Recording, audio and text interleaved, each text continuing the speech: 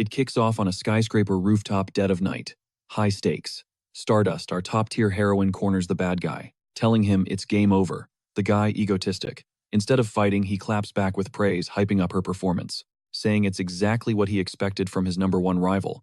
Stardust isn't having it, though. She shuts him down, calling him a piece of trash.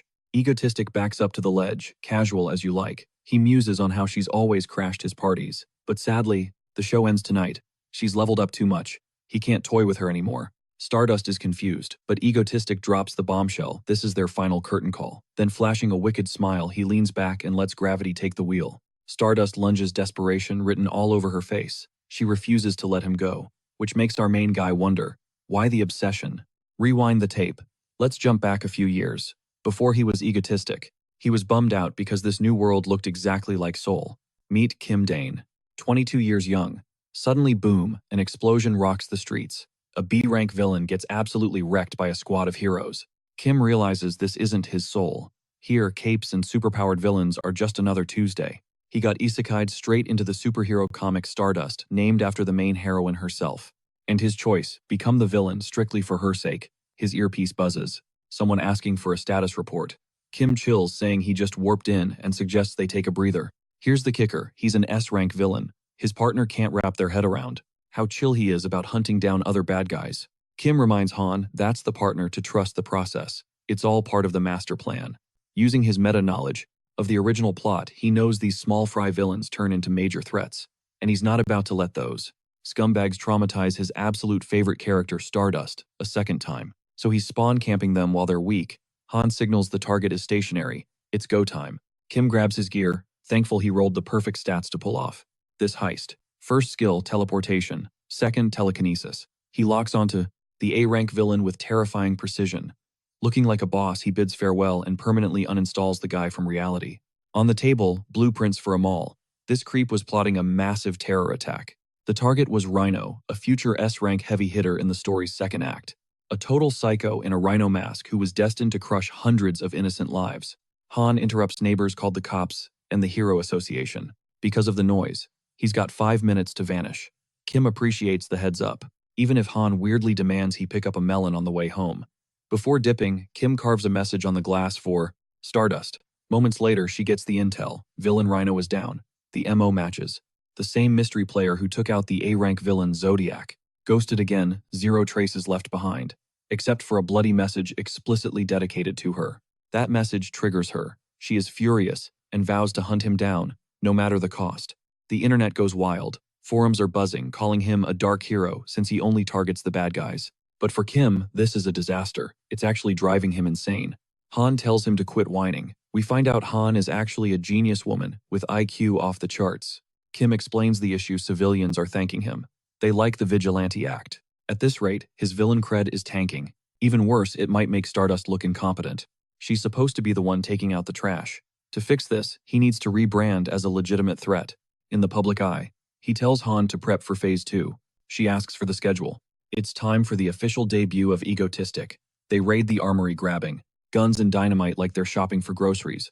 Cut to a crowded skyscraper. Egotistic hijacks every public screen. He introduces himself with flair, admitting he's the one who deleted those previous villains. But tonight, he points to the massive structure behind him. Panic sets in as viewers realize they're locked in. Nobody can change the channel. While one hostage clocked that they were trapped in Tower 127, Egotistic flipped the script, flashing the feed of Building 61. His message was clear. Both skyscrapers are sitting on a massive pile of C4. Panic instantly swept through the hostages like wildfire.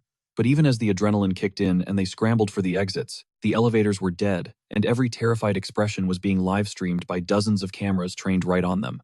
Egotistic officially kicks off the game, taunting Soul's protector to come stop him. But here's the twist. Stardust was already closing in. Egotistic immediately starts checking his fit, making sure his villain drip is absolutely flawless. The guy is literally shaking not from fear, but because he's finally about to meet his ultimate bias in the flesh. Stardust sticks the superhero landing crashing into the scene. Her aura alone leaves Kim totally starstruck. This A-rank heroine hits way different in real life than in the comics. She's so stunning that Kim's brain short-circuits and the two just stand there in silence. Flashback time. Kim remembers waking up in this universe battered and bloody in some random alleyway. To make matters worse, he had zero clue where he was. It wasn't until he stumbled out and saw a massive Stardust billboard that the realization hit him. He'd been isekai'd right into the world of his favorite comic. Originally, he planned to grind his way up as a hero to stand by her side. But after analyzing the plot, he realized playing the good guy wouldn't be enough to save her, so he chose the villain route to protect her from the shadows. Stardust glares at him like he's trash, but as she moves in, he freezes her with a detonator switch. One more step and the skyline goes boom. But before the standoff continues, we cut to Kim, back in his world at 15 binging movies. He always thought the villain in that specific film was a total psycho, so he decided to method act that exact persona to get under Stardust's skin. And honestly, he nailed it. Even though she's fuming, she's completely checkmated.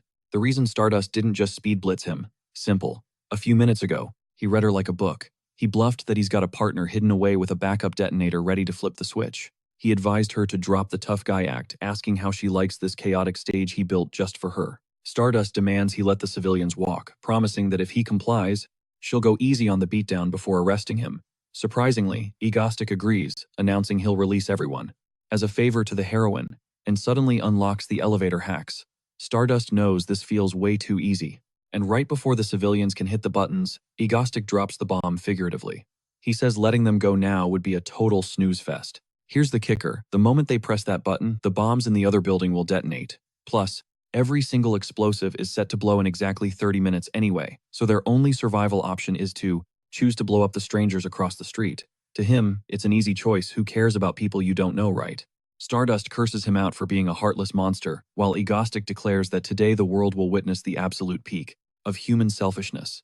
Inside one tower, the cracks are already showing. People are screaming to blow up the other building, terrified that if they hesitate, the 30-minute timer will wipe them all out. But naturally, there are others fighting back, refusing to mass murder strangers just to survive. The arguments are getting heated, and someone screams out asking what the hell the hero is doing. Stardust knows rushing him is pointless, because if that backup switch is real, everyone dies anyway. Trembling with rage, she asks if playing with lives is just a game to him. Egostic replies that it's not about fun. He wants to test Stardust's limits, seeing as she's one of the few A-rankers in South Korea who actually believes in justice. Truth is, he respects her more than anyone. Stardust blushes, totally confused by the sudden switch-up. In his tone, we see that Kim just wanted to hype her up while the whole country is watching. Still, he mocks her, saying seeing someone so powerful look so helpless is weirdly inspiring. But he's got a good news plot twist. He's giving her a shot to join the game. He patches her audio through to the desperate hostages, waiting for a savior. The deal: if she can convince those terrified crowds not to touch the buttons for the full 30 minutes, he promises the bombs won't go off. Obviously, she thinks he's lying, but he reminds her it's a better gamble than standing there doing nothing. He snaps his fingers, focusing every camera on her, broadcasting her face to the entire nation. Stardust steels herself to speak to the hostages, playing right into Egostic's hand. He cements himself as the ultimate villain, setting the stage for Stardust to shine brighter than ever. Ella steps up to the mic, delivering a tearjerker of a speech, begging the crowd not to give in to the darkness. Her words hit home instantly, restoring their faith in humanity. As the clock ticks down, Egostic can't help but crack a grin, because that timer is inching towards zero. And guess what? Not a single soul has touched the elevator button. The tension is thick enough to cut with a knife. Everyone's terrified, wondering if they'll actually survive. Egostic realizes it's showtime. He shouts out, feigning confusion, asking why these humans aren't tearing each other apart yet. Surely at least one of them should be a selfish monster like him, right? His performance is Oscar-worthy, but Stardust shuts him down. She claps back, telling him he's dead wrong about people. Sure, not everyone's a saint, but she still believes in the good within them. Egostic stays deep in character, accusing her of ruining his fun by uniting the hostages. With nothing left to do, he bids her farewell until their next little game. But Stardust isn't letting him walk away that easily. She lunges at him, catching him off guard. Her expression is blazing with way more righteous fury than he expected. He barely manages to teleport away before her fist connects. The crowd goes wild, cheering for their savior, Stardust. She just stares at her hand, frustrated. Meanwhile, Kim warps back to his hideout and collapses. His body is wrecked. The nasty downside of his teleportation powers: he takes damage equal to the distance traveled. He figures he's going to be bedridden for at least a couple of days.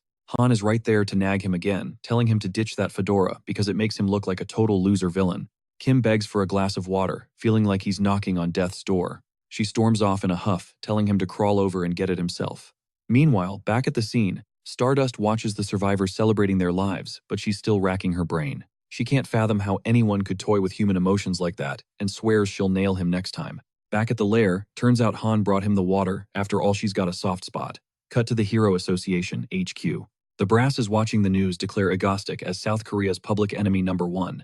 They're scrambling because they know almost nothing about him. Their best guess, he's likely based in Seoul, and that creepy mask of his has high-tech perception-blocking features. President Park kicks off the debriefing on the recent chaos. They skip over the 2 dead villains since that's old news. One of the aides steps up to break down yesterday's incident. He lays it out. Looks like those bombs were planted on the building's exterior way in advance. The guy definitely used his teleportation powers to prep the stage before anyone noticed. Analysis confirms the explosives were custom jobs packed with enough juice to level the whole structure. Park is skeptical. He can't believe Agostic built those alone. He asks about the broadcast hack. The aide shakes his head.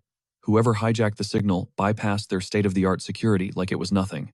They've got no database records on any metahumans with transmission wave abilities. The only logical conclusion, Agostic has a partner, a tech wizard with elite skills. That same partner probably built the bombs too. Then there's the obsession factor. Agostic is fixated on Stardust. He left a message for her at a previous crime scene, and during this attack he was dropping way too much specific intel. President Park turns to Stardust, asking for her read on the guy. She doesn't mince words. He's a psychopath who gets off on manipulation and has the firepower for mass destruction. He's a textbook supervillain, plain and simple. Flash forward 2 days. Kim is still hurting, but he manages to drag himself out of bed. Han immediately yells at him for chugging juice, straight from the carton. He lies about using a glass, then remembers who he's dealing with. In the original webcomic, Han is a genius hacker destined to become an S-rank villain. She starts chewing him out, reminding him it's her house. He's acting like he owns the place. Kim fires back that he's the one funding this entire underground operation. So technically, they're square. Han ignores the logic and demands he stop drinking like a savage. Kim agrees, patting her head like a little sister. Suddenly, she grabs him and drags him to the command center. Something big is happening. She points to the screens and asks if he remembers Lee Subin. Kim nods. That's their third accomplice, the deep web fangirl, who's obsessed with him. Han pulls up a live feed. The followers of Agostic have launched a terror attack in Incheon, and they've taken hostages. Hostages and a bomb rigged to blow the whole building sky high. Kim is betting everything that Lee Subin is trapped in that mess. But Han drops a bombshell. She's not a victim, she's an accomplice. A shaky, nervous one, but still with them. And these guys, they aren't interested in talking. They just want to watch the world burn. Police reports confirm at least 3 bodies already on the floor. Plus, around 300 civilians are held captive inside. Kim is absolutely livid. He's got one golden rule: civilians are off limits. Looks like he's going to have to go in there and take out the trash himself.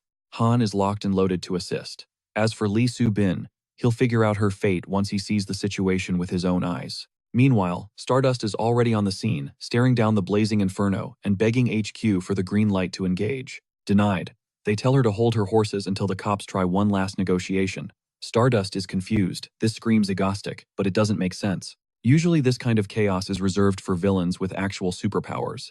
But Agostic, he doesn't need powers. He's using straight-up explosives and a live stream just to get under her skin. It's a play to turn the public against her. Suddenly, HQ buzzes in Agostic has arrived, and the whole thing is trending live on YouTube. Stardust pulls up the stream instantly, and the chat is already exploding with comments. Inside, the masked goons train their guns on Kim, demanding he identify himself. But the realization hits them fast. Holy smokes, it's Agostic in the flesh. The criminals light up thinking the big boss is here to save their hides. Big mistake. Agostic is fuming mostly because his body is screaming in pain from that teleportation stunt. His death glare alone sends shivers down their spines.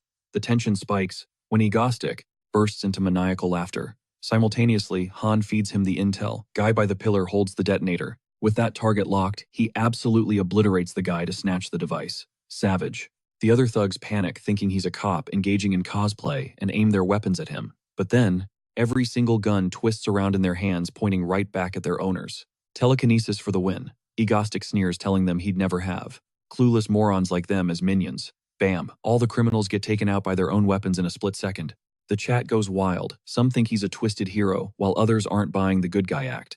Back outside, the Hero Association finally gives Stardust the go-ahead. Save the hostages, capture Agostic. She doesn't hesitate and charges into the building.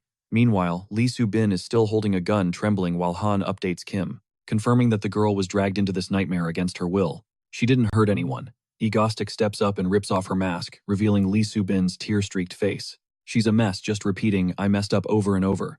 Agostic cuts her off cold. "Keep crying and I'll blow your head off." That shuts her up real quick. Then Kim turns to the terrified hostages and actually apologizes. Even though he didn't plan this, he feels responsible for these copycat psychos using his brand. Everyone is stunned, a villain, apologizing. He drops another bombshell, he's paying them for their trouble. And for the families of the 3 victims, maximum financial compensation.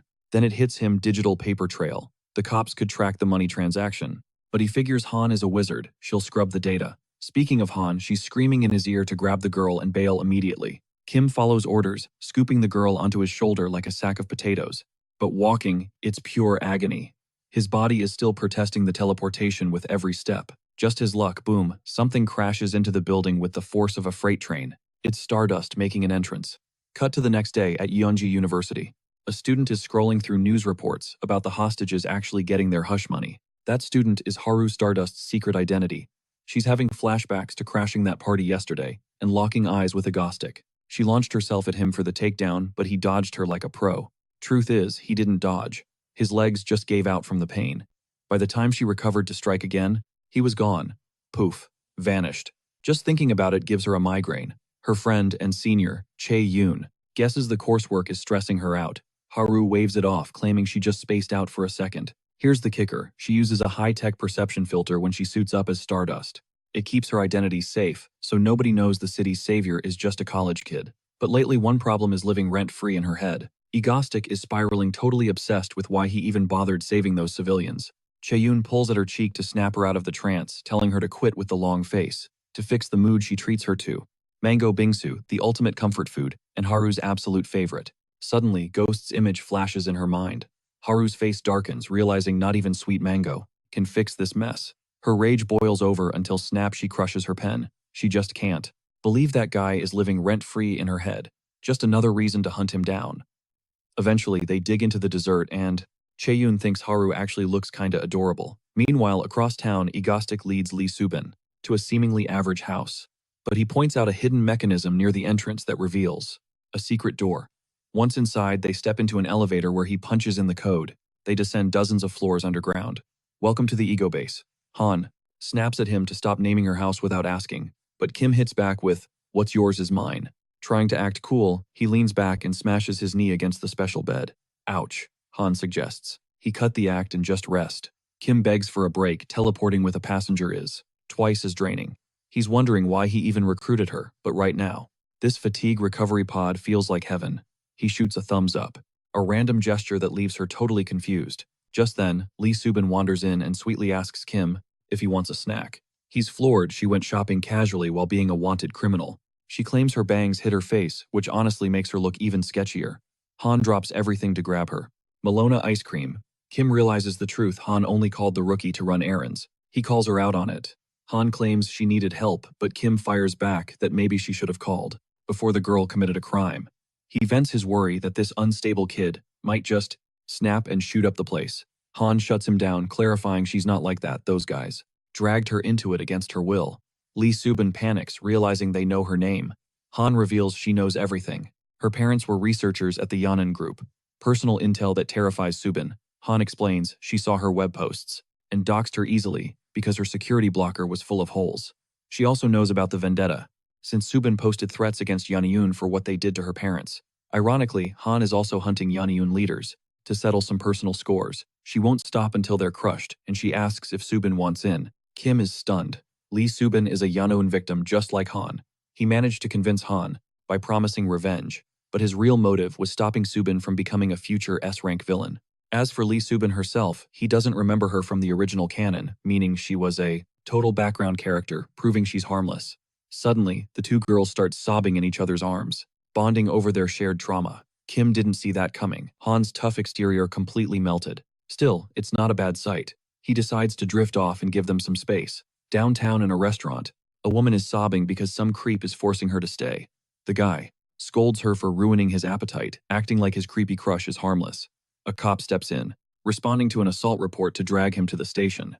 But the guy tells them to beat it, since he's in the middle of a meal. The cop grabs his shoulder to arrest him, but suddenly the guy emits a red glow. In the blink of an eye, the officer is standing on the roof of a skyscraper. Up there, the aggressor kicks him off the ledge, warning the police to think twice before messing with him. Meet Jackal, an A-rank villain with teleportation powers. Cut to another scene showing Han's fate in the original storyline. By this point, she was commanding, dragons, and fighting head-to-head against Stardust. Back then, she was known as the White Witch, wielding S-rank power.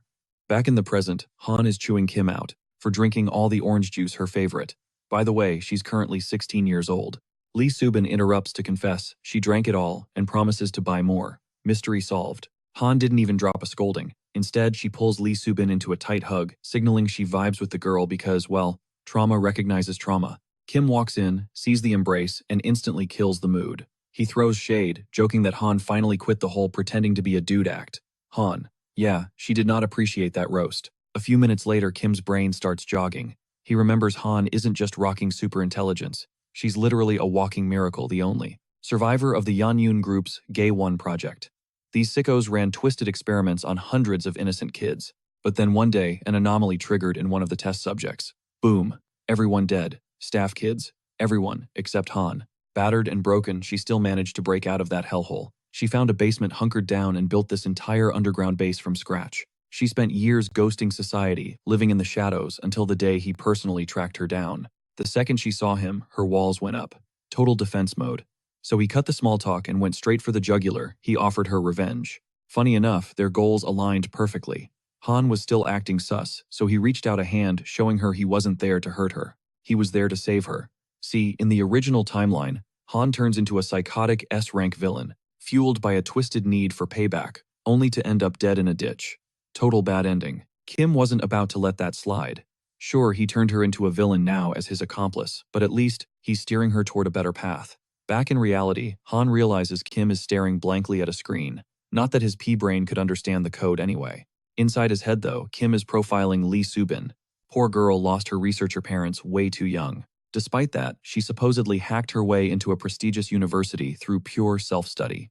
Her major computer engineering. Looking at the future roadmap, she's destined to become the tech support backbone for all of Han's hacking ops. At first, he was hesitant to draft her, but the moment he tasted her cooking, sold. Welcome to the team. Han pulls out a beetle-shaped tracker. This bad boy was custom-built for their main character of the day. The target, Jack Chul, an A-rank villain. Kim lets out a curse. Why did it have to be a teleporter? The worst part is, this guy is broken. He can spam short-distance blinks infinitely with zero cooldowns or side effects. It's a nightmare matchup because Kim can't lock him down with telekinesis. Han chimes in, saying they need to delete him because he's such a headache. Kim isn't exactly hyped about it though, mostly because she has no clue how much physical pain teleporting causes him. Fast forward a bit, he's already on site for the ops. He radios Han asking if warping directly into the guy's living room is actually a smart play. She doubles down, just shoot the tracker. Even if he dodges the bullet, he can't dodge the bug. She engineered it to be faster than gunfire. Kim thinks it'd be cleaner to just clap him in the streets. But Han reminds him, this dude only teleports. He literally never walks anywhere. Plus, she spent ages researching this plan. Arguing with him gets her so tilted she has to chug water to cool off. Meanwhile, Lee Subin wishes her idol Egostic good luck. Han drops the command, execute. He warps in, catching Jack fresh out of the shower. Kim instantly unloads his dual pistols. One with standard rounds, one with the tracker. Jack barely manages to blink away, but luck is on their side. The tracker sticks. The girls immediately get to work triangulating his signal. He moved 500 meters east. Egostic follows the ping, materializing right in the middle of a massive crowd. Yeah, this wasn't in the brochure. People instantly whip out phones to livestream him. Meanwhile, at Yanji University, Haru is stuck in class when the association drops a priority call capture, Egostic. They send the cords and tell her to hustle. The news hits her so hard, she almost loses it. She has to force herself to breathe because her reaction was drawing way too many eyes. Blushing with embarrassment, she grabs her bag and sprints for the roof, launching herself into the sky to intercept. Back on the ground, Han is guiding Egostic, confirming the bullet definitely tagged Jack Chul. The traffic light flips to red. Egostic moves in for the kill, but Han screams a warning in his ear. Some lunatic driver just blew the red light and is barreling straight for him. But before the impact, we cut to a flashback. Dead of night. A group of shady thugs has Jack Chul tied up on a bridge over unpaid debts. He'd stalled for too long, and these guys were done listening to the sob stories. The boss takes a drag of his cigarette and burns through the rope holding Jack. Despite the begging, the boss doesn't flinch. Down he goes. It was a death sentence. Falling toward the black water, Jack screamed curses at them.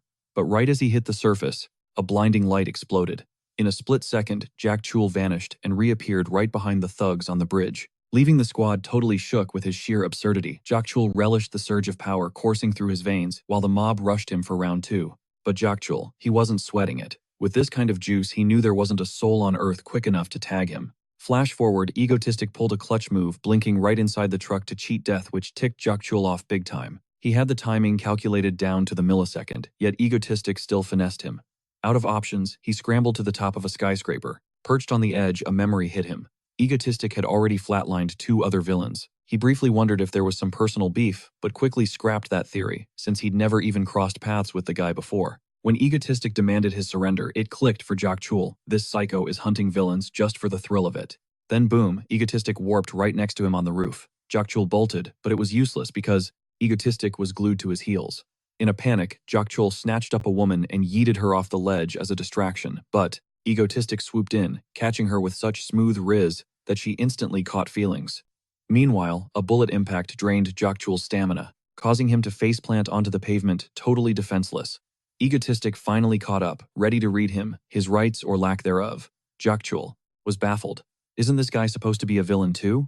Egotistic didn't deny the label, but clarified he wasn't absolute trash, like the guy on the floor. He turned to the crowd, exposing this dude as garbage, who embezzled billions in assets and deleted 4 innocent people. When he asked the public how to handle such a monster, they didn't hesitate to scream for his execution, which really triggered Jakchul, claiming their bloodlust made them no better than him. But Egotistic knew the lore. If left alive, Jakchul evolves into an S-rank villain who wipes out hundreds of people. But the worst part, he'd eventually torment his precious Stardust. Slipping back into character, he told Jakchul, "Game over," and double-tapped him right there. Unexpectedly, the crowd cheered. It confused him. Usually people freak out when they see someone get flatlined. Even though superpowers exist here, it usually feels just like his original world. But moments like this, a stark reminder he's on a totally different planet, and he still can't quite get a read on the locals. With theatrical flair, he tipped his hat to the audience, then immediately pointed his weapon at them, a subtle reminder that they were cheering for a villain. But his performance got cut short when Stardust crashed the party. Just seeing her made him blush behind the mask. Usually, she's a quiet college student. But in hero mode, she talks with this gritty, rude tone. And honestly, that really turns him on. Stardust demanded an explanation. Egotistic shrugged, claiming he just deleted a teleporting psycho who murdered innocents. Basically, he did the hero's job for them. Stardust didn't vibe with that. She exploded with rage, while Egotistic pointed out that heroes are authorized to neutralize A-rank threats. She snapped back. "So are you a hero now?" Realizing they were being live-streamed, he saw the perfect opening to glaze her up and boost her public rep. He started monologuing about how he admires her unshakable sense of justice. Totally different from him, an outlaw taking the law into his own hands. However, the speech backfired hard. The crowd started hyping him up for catching baddies, laws be damned. He totally didn't see that coming. Han buzzed in his ear, ordering him to quit the grandstanding and return to base. Thinking fast, Egotistic announced to the world that he is, in fact, a villain who plans to commit more crimes, and dared Stardust to stop him. Then he dipped before he could mess up the narrative any further. Stardust stood in silence, staring at Jakchul's lifeless body, her mind racing with conflicting thoughts. Meanwhile, Kim made it back to the underground hideout, physically unable to move a muscle. A panicked Lizabin demanded to know what happened. Han explained it was the backlash from his teleportation ability. Together, they grabbed his arms and dragged his limp body to the recovery pod. The news went viral instantly. The internet was simping hard for Egotistic, leaving Stardust in the dust. She saw it all. Perched on a rooftop, she started questioning everything about her life. A dark memory surfaced the day her parents were smoked for resisting a robbery, and the shooter told her to blame those idiots she called parents. Even with a gun barrel in her face, she didn't show an ounce of fear. Just pure, unadulterated rage. That look left the gunman speechless. He told her to count her lucky stars and walked away without hurting her, claiming she was interesting. But Haru was furious at her own helplessness back then. If she had the power she has now, she wouldn't hesitate to delete that scumbag from existence. Right in the middle of her breakdown, a lightning bolt literally nuked her from the heavens, but instead of frying her, it triggered a total metamorphosis, gifting her golden locks and her signature god-tier powers. Meanwhile, back at the Agostic HQ, Kim was groaning in bed when Han realized the boss was finally awake. Hype levels rising, he shoved a screen in Kim's face, insisting he listen to the latest buzz while he eats, because the news cycle has been compiling a highlight reel of his actions so far. First off, he absolutely did 2 A-rank villains. Then he pulled a massive save for hostages in a building hijacked by criminals. And get this, he even cut checks for the victims. He also flatlined that teleporting A-rank baddie, the one heroes claimed was basically impossible to catch. And according to the media's hot take, Egostic isn't giving off villain vibes. In fact, his approval rating is insane. His post has over 7,000 likes and only 12 dislikes. On the flip side, the internet is dragging Stardust, saying she's contributing zero value and that Egostic is way more based. I mean, the guy soloed 3 A-rank threats. Kim is confused why Stardust is getting so much hate, and Han thinks it's because she's the slacker among the A-rank trio. Shadow Walker and Icicle are out there saving hundreds, single-handedly, while Stardust crickets. Or at least that's the narrative the keyboard warriors are spinning. And, the cherry on top, they opened an Egostic fan cafe. Kim can't fathom what kind of weirdos simp for a villain, so he hopped up, decided to flip the script. He tells the crew to gear up because their next raid starts immediately, and they're going to show Korea what a legit villain looks like and who the real hero actually is. Meanwhile, Haru was chilling with her mango juice until her vibe was ruined by overhead gossip claiming Egostic is superior. It hits her right in the feels because she's trying her hardest and doesn't get the toxicity. She literally slapped herself to snap out of it. And her bestie, Chaeyoung, asks why she's beating herself up. Ignoring the self-inflicted violence, Chaeyoung wants to show her something hilarious that's trending hard, the official Egostic fan cafe. Haru is shook that Chaeyoung is actually standing this guy, but then her friend flags her down. Egostic is live streaming right now. Immediately, the association buzzes Haru to report to base, then deploy to the scene. She jumps up and sprints off mission-locked catch Egostic.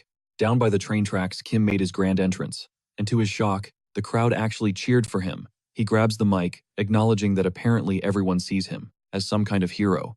They even made a fan club for him, but he thinks they're confused, reminding them he's a villain with a capital V. To prove it, he grabbed innocent bystanders and tied them to the tracks with the train barreling down as we speak. He knows for a fact. Stardust is watching the stream, so he breaks down the rules of the game.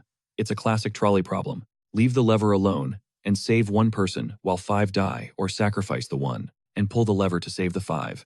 Oh, and if she tries to save everyone, the train derails. Game over. That means her only logical move is to pull the lever. Stardust burst onto the scene, ghosting him for now, fully aware that unbinding the hostages endangers every passenger on board. Despite the crushing pressure, she racked her brain for a miracle solution, while Egostic watched with glee as the train lights appeared. The livestream chat is screaming for Stardust to pull the lever. Pure math. 1 life lost is better than 5. Kim gets their logic, but he knows exactly how Stardust is wired.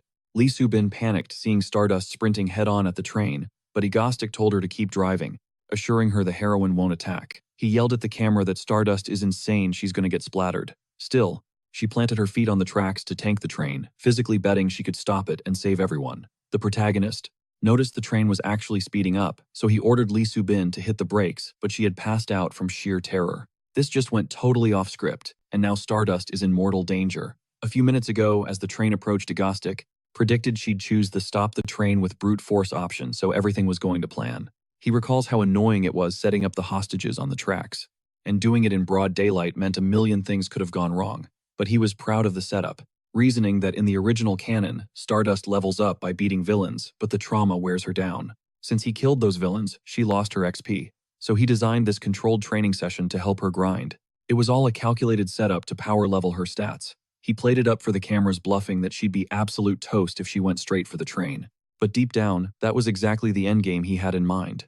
Let's be real, Stardust's flight mechanics and physical specs are still pretty mid and barely scratch A-rank territory, so there's no shot she stops that locomotive with her current build. However, she's unlocking a hidden passive skill nobody talks about. Her power output scales exponentially during a crisis event, so she should be able to clutch this. But then he noticed the train was gaining speed way too fast and Lee Soo-bin was out cold. That was not in the script.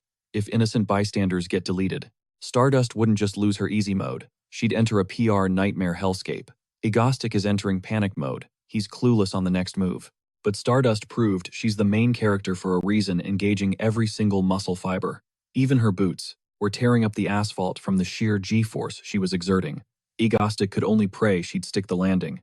And then, against all odds, Stardust pulled off the miracle stop just in time to save every single soul. Egostic was hyped beyond belief, and now, he needs her to look like an absolute boss for the livestream. Meanwhile, she's running on fumes from that surreal feat of strength she just pulled. Her pose was so iconic that Egostic couldn't even hide his inner fanboy. But he snapped back to his villain persona, instantly playing it cool. The script went off the rails, but the ending, perfection. A few eagle-eyed viewers caught Egostic screaming like a cheerleader, but the majority were too busy simping over the heroine they used to trash. Mission accomplished for Egostic. The whole chat started standing. Stardust, who leveled up purely through her determination to save lives. But that stamina bar hit 0. She couldn't even stay vertical and face planted into the ground. Agostic didn't hesitate. He blinked to her side instantly to check her vitals. Stardust threw some curses at him with the little energy she had left, but he just chilled her out, telling her good game, well played, and gave her the win for the day. He's logging off now so she can rest easy. Besides the backup, heroes are inbound to support. She finally blacked out, and Agostic turned to the camera to sign off on today's raid. However, once the stream cut the internet, started vibing with some suspicious tension between them. Next morning, Han woke the squad who were still completely drained from yesterday's grind.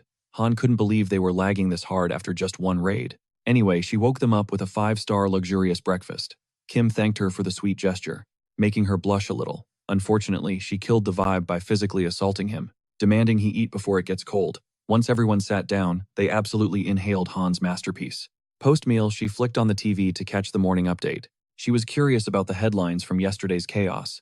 Kim was sure they'd branded him public enemy #1, but Han burst out laughing at the screen. The whole world is saying they're a couple. The news dropped receipts showing a screenshot straight from Agostic's own livestream. That totally screams romantic tension between hero and villain. Haru shattered a glass watching it. Neither she nor Kim could figure out how the hell they reached that conclusion. The media calls Agostic Korea's most trending villain.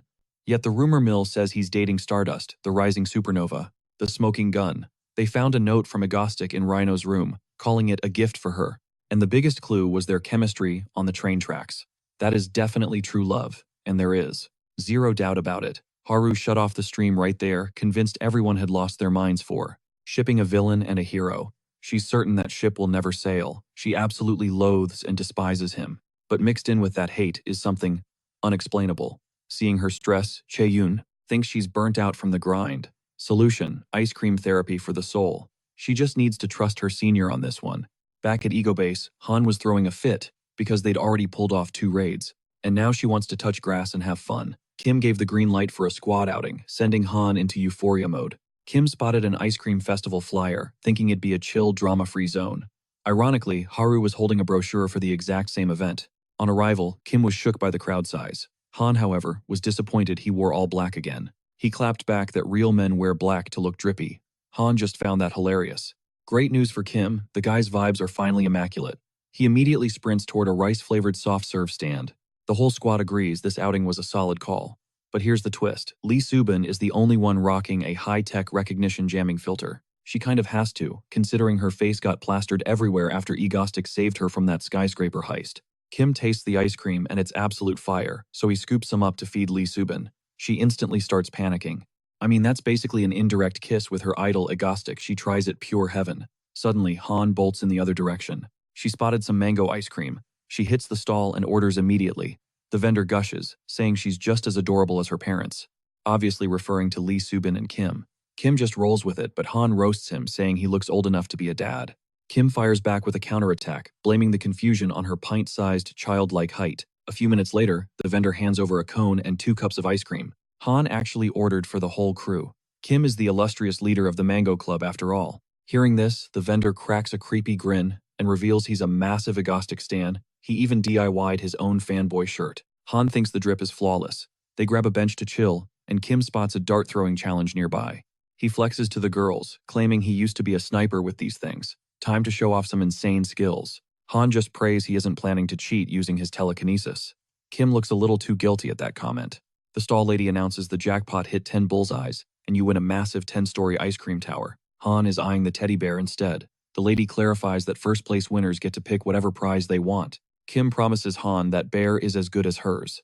Internally, he's 100% planning to use telekinesis so he doesn't miss a single shot. But right then, a girl walks up asking for the price. Kim freezes. He instantly recognizes her. It's Chae-yoon, Haru's superior officer, and she's trying to win that 10-story ice cream for her friend. Kim is paralyzed with panic. Han's confused by the lag until she looks over and realizes standing right next to them is the legendary Stardust, and she was looking right at Kim a second ago. Flashback. Chae-yoon had been dragging Haru through the food stalls. Haru loved the snacks, so Chae-yoon dragged her to a spot that serves her absolute favorite flavor. They arrived at the shop, and Haru lit up.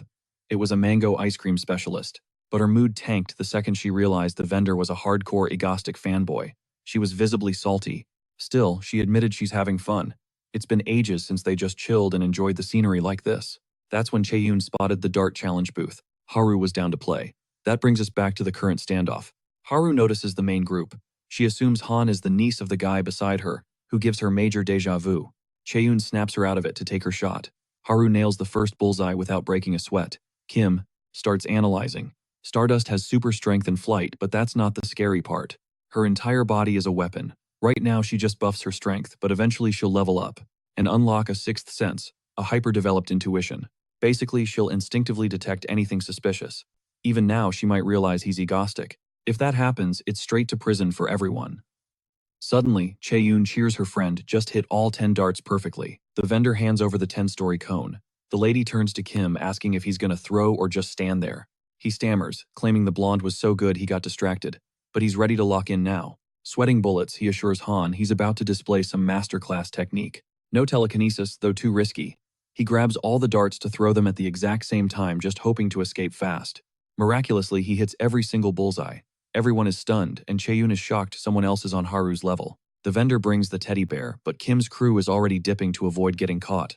Chaeyoon tells Haru to grab the bear so they can chase the owners down and return it.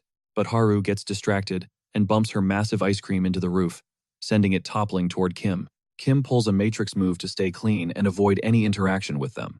Mortified, Chaeyoon asks for his number so she can at least pay for laundry. Kim waves it off, he just wants to leave. He tried to lay low and dodge the spotlight, but just his luck, the girls were already vibing with Stardust. He was about to signal them when, boom, something massive crashed the festival, turning the party into total bedlam. Enter Drillo Coco, a nasty A-rank villain hunting Stardust.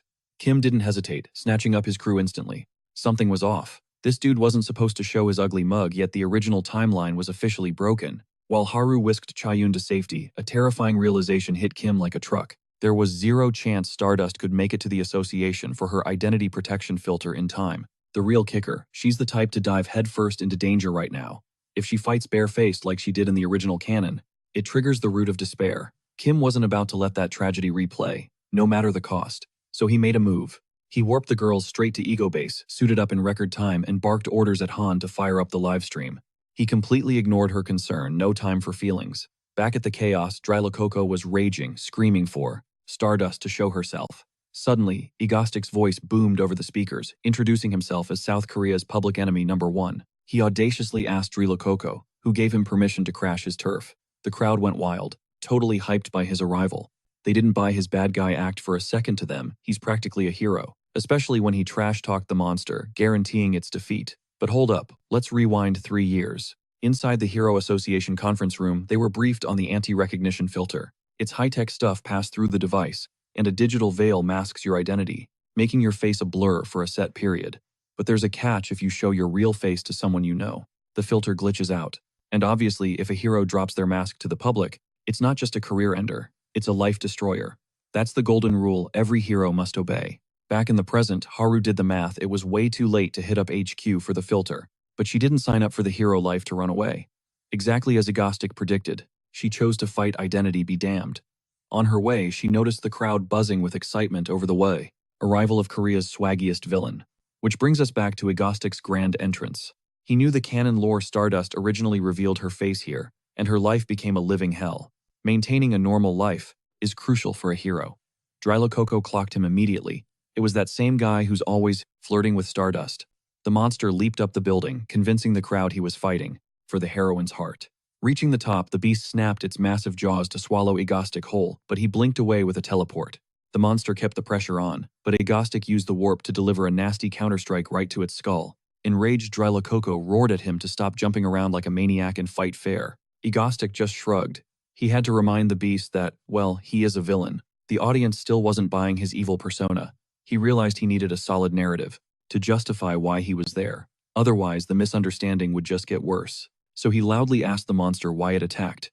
Dryla Coco growled that he was after Stardust, but since Egostic seemed interested in her too, they were now rivals. Egostic was confused by that logic, but the crowd ate it up. Now they were 100% convinced the two were fighting over a girl. Dryla Coco's rage spiked when he remembered Egostic's earlier threat about invading his turf. Egostic tried to backpedal, but it was way too late to de-escalate. The beast began charging massive energy in its maw. Egostic recognized the move instantly, the extreme splash. The monster unleashed a devastating energy beam to roast him alive. Luck was on his side. He warped out of the way just in time, knowing full well a direct hit would have been game over. Next, he unlocked the heavy gear on his shoulder, revealing an arsenal of floating guns.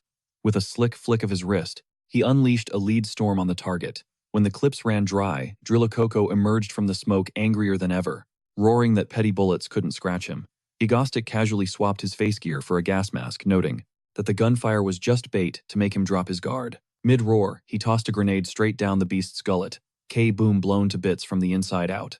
Egostic remembered that in the original canon that monster's armored hide gave Stardust hell, so obviously he came prepared with a cheat code. The Drilicoco hit the pavement, game over. Now the livestream chat is blowing up, demanding the association give Egotistic his flowers and recognize him as a legit hero. As his weapons clattered to the ground, Egotistic's whole body started trembling, uncontrollably. He pushed his limits way too far. He wanted to stash his gear using telekinesis, but his mana tank was running on empty. Then it hit him, the camera was still rolling. He faced the lens and claimed he only smoked the monster because it rubbed him the wrong way, swearing Stardust had zero involvement in this mess. But let's be real, the viewers could tell he was just saying the first excuse that popped into his head. Suddenly, Stardust blitzed onto the scene with her supersonic speed, demanding to know if he took down the beast. Egotistic confirmed the kill, and naturally, she pressed him for a motive. He shrugged, saying the creature wouldn't shut up about him trying to flirt with the mighty Stardust, and that really ticked him off. Then his voice dropped an octave. He warned her to never even think about stepping out, with her face revealed again. The second she does, her life turns into a living nightmare. Mic drop moment. He cut the live stream and instantly vanished using his signature teleportation, leaving Stardust standing there with a million questions. Meanwhile, back at Ego Base, the toll of spamming teleportation finally caught up to him. His body was wrecked, and he blacked out cold, forcing the girls to rush in and save him. Back at the scene, Stardust spotted a fragment of Egotistic's shattered mask. She couldn't shake the feeling, how did he read her mind? She's desperate to crack his secret identity. The next day, she scrolled through the forums. The internet was buzzing and everyone was simping for Egotistic. Reading the comments was exhausting. Even worse, the guy's fan club numbers were skyrocketing. It felt like the whole world was Team Egotistic except her. Even the local ice cream vendor was rocking a shirt with his name on it. Remembering his kind words, she started second-guessing herself. Maybe she's the one who's got it twisted, not the fans. Over at Ego Base, Han was blaming Stardust for all the drama Kim was going through. The good news, Kim finally woke up back to his usual self. Asking why everyone looked so gloomy, Han didn't answer. She just grabbed him in a massive bear hug, relieved he was alive. Kim had been out cold for 3 days straight from teleportation burnout. Han laid down the law. He needed to be way more careful. He agreed, though he secretly found it hilarious that she actually cried over him. Looks like their bonding time paid off. But Lee Subin cut to the chase. Why did he rush to the scene so fast? Moving like that, people are going to mistake him for a hero. Han totally agreed, calling it ridiculous since his whole brand is supervillain. Kim countered that if he hadn't stepped in, Stardust would have been forced to handle it. Han didn't see the issue, but Kim broke it down. That would have been a suicide mission. If a hero doxed herself, every villain in town would hunt her down until she was history. Han asked why that was their problem. Kim explained that the world needs a balance between good and evil. See, most metahumans don't suit up as heroes. They break bad. Why? Because the hero gig pays peanuts for the constant death threats. So most take the easy route and become villains. Just look at Korea. The whole country only has 3 A-rank heroes: Stardust, Izzy, and Shadow Walker. Meanwhile, A-rank villains are everywhere. Han still didn't see the connection to their squad. But Kim admitted he's actually invested in Korea's fate. Han got suspicious. She thinks he's just simping for Stardust. He immediately told her to put some respect on the heroine's name. The vibe at the table got super awkward. Lee Subin jumped in to break the tension, asking Han to spill the details on their previous chat. Han lit up, hyping up the upcoming summer vacation, and pitched a beach trip. Surprisingly, Kim was totally down for it. Han practically did a victory dance. But there's a catch.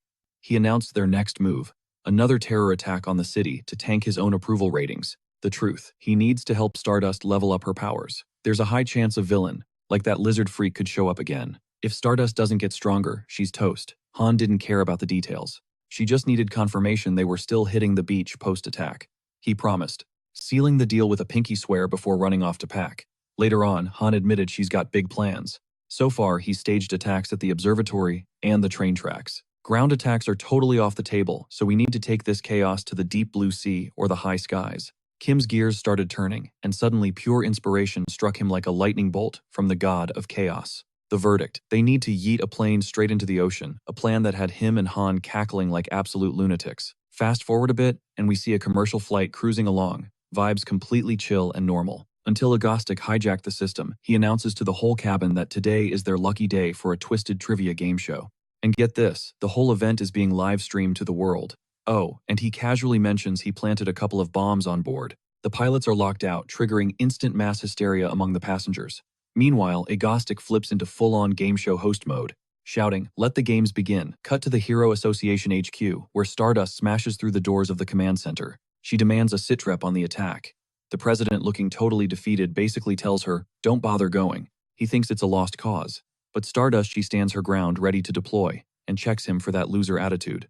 Suddenly, a new challenger approaches. Stardust lights up, because it's Hyun, a.k.a. the legendary Shadow Walker, or the Night Lord. He tells the Prez he'll hit up Jeju Island Airport, but after that, he is crashing hard, because fighting in daylight drains his battery like crazy. The president warns Stardust not to go too hard. After all, you can't save everyone. A harsh reality she knows all too well. Shadow Walker engages his dark warp drive.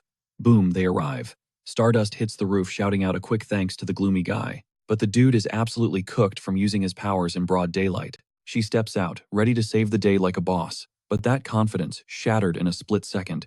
Because honestly, she has zero clue how to stop a plummeting plane. But pause, let's rewind a bit. Flashback to a few years ago. A shady villain meetup hosted by Thousand, an S-rank baddie. Plot twist: Shadow Walker stands up and straight up vetoes Thousand's master plan. Thousand wants to conquer all of South Korea. He thinks Shadow Walker forgot whose turf this is. Meanwhile, a minion is wondering, how did this guy even get in here without triggering an alarm? Thousand roars that this is his house, and launches a massive energy nuke. But when the dust settles, total confusion. Shadow Walker ghosted him. Suddenly everyone starts getting sucked into this creepy black goo. Thousand powers up to max level to stay guarded. But the darkness, it's dripping from the ceiling now. Shadow Walker drops from the shadows for a sneak attack. Thousand counters with his ultimate move, blasting. Energy beams in every direction. He thinks he flattened the punk, but joke's on him, he just nuked a decoy. The real Shadow Walker spawns right behind him. Menacing aura on 100. He claims the turf as his own, drowning everything in shadow. That was him at his peak. Now, he's totally nerfed without his darkness field. Back to the present, Egostic spots Stardust crashing the party. So he drops the final question of the quiz. The passengers are literally sweating bullets. To get why, let's rewind 30 minutes. Egostic breaks down the rules of engagement. Everyone gets a text from a burner number. That is your hotline for answers. From now on, zip it. Silence is golden. If you cheat or yap, you are disqualified. Permanently. Question 1. What was the exact capacity of a lifeboat on the Titanic? You have exactly 1 minute. Go. One lady tries to screen peek her neighbor. To snag the answer, Egostic catches her lacking and bans her for cheating. She starts Karening out, and gets the people sitting next to her disqualified too. Savage. The livestream chat. Starts realizing Egostic isn't playing. Time's up. He reveals the answer and drops a joke. So cringy that even Han didn't crack a smile. Next up, more rounds, more eliminations. As the quiz rolls on, the vibe shifts from confused to absolutely terrified. Finally, the boss level. The last question. Get this right, and everyone walks away alive. But there is a catch. Only one contestant is left standing. That is when Egostic spots Stardust on the roof, announcing that hundreds of lives rest on this one dude's shoulders. How's the pressure, buddy? The guy admits he is freaking out. But his answer was a total buzzkill for Egostic because he made it crystal clear that talking was strictly off limits for the final round. Usually, you might get a pass for a slip-up, but not today. The judges swung the banhammer immediately. And then, boom, the bomb didn't wait, sending the jet into a terrifying nosedive. Everyone's looking at Stardust to step up, but she freezes. It's a total déjà vu of her worst trauma paralyzing her on the spot. Clueless. She radioed the association for backup, but they straight up folded. They're literally drafting a press release to announce the upcoming tragedy. Abandoned and hopeless, Stardust felt like quitting. She barely managed to stop a train doing 60 miles an hour, stopping a diving jet, impossible. Memories of her parents' death flooded back, wishing she had the power to save them back then.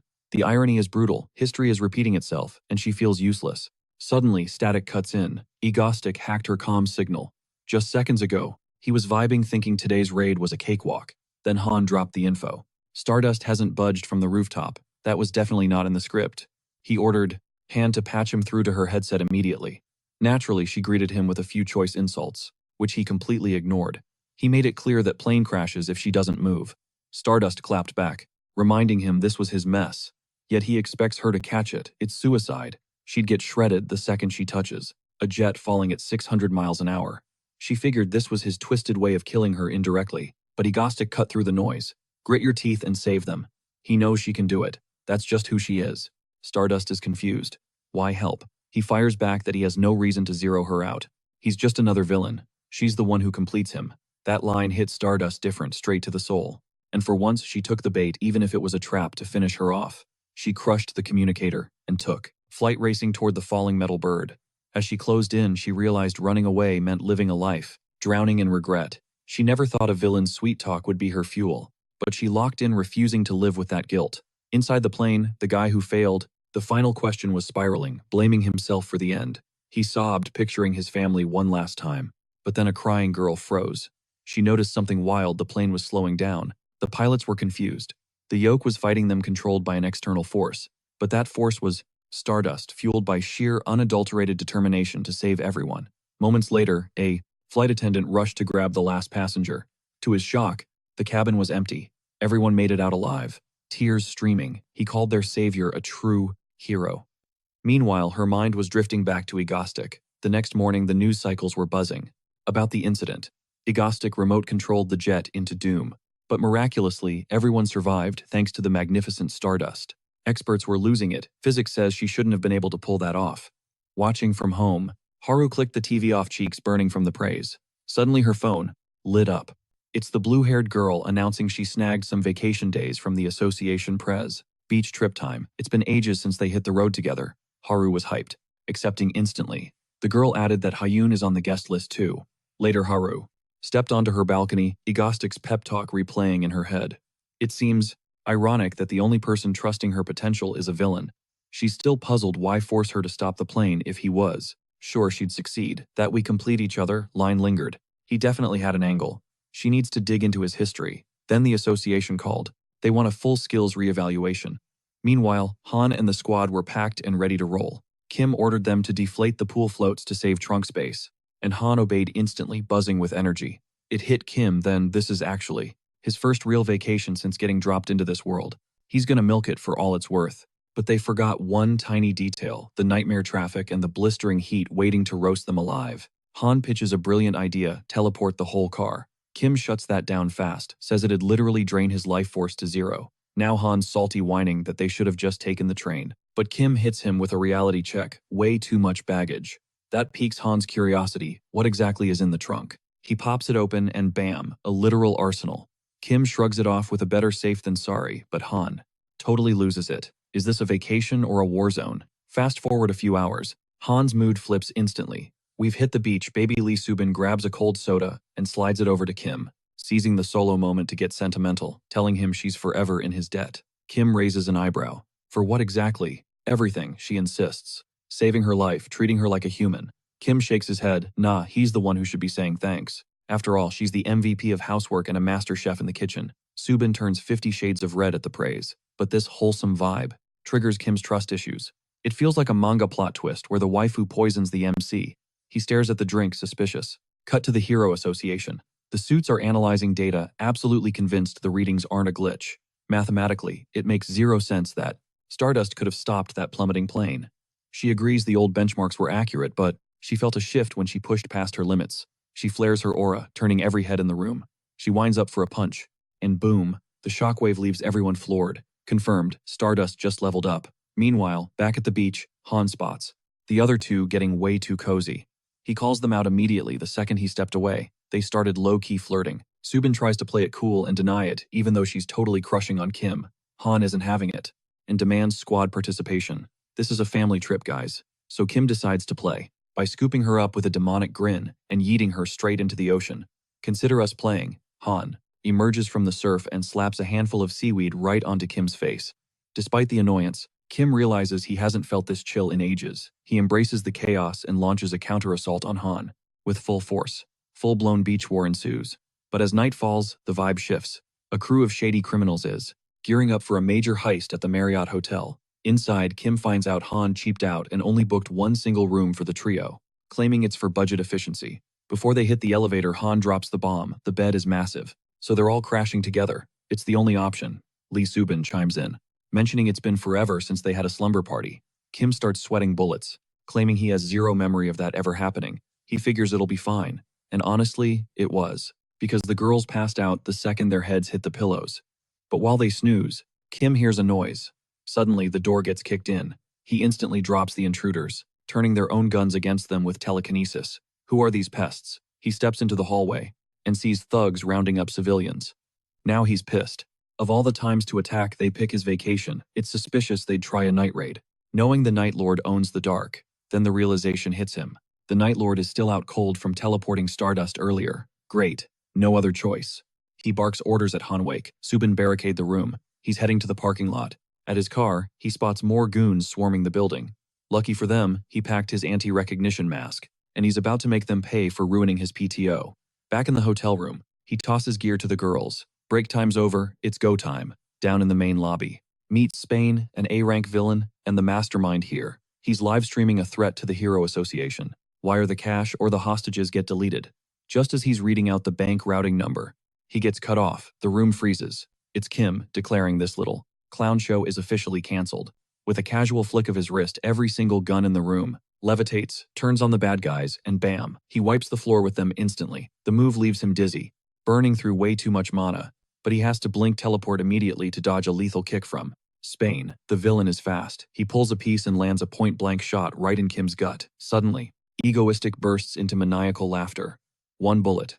That's the best you got. He's putting on an Oscar-worthy performance, but internally, he's freaking out. He's in serious trouble. One flinch and he bleeds out. Spade's survival instincts are screaming at him to get the hell out of Dodge.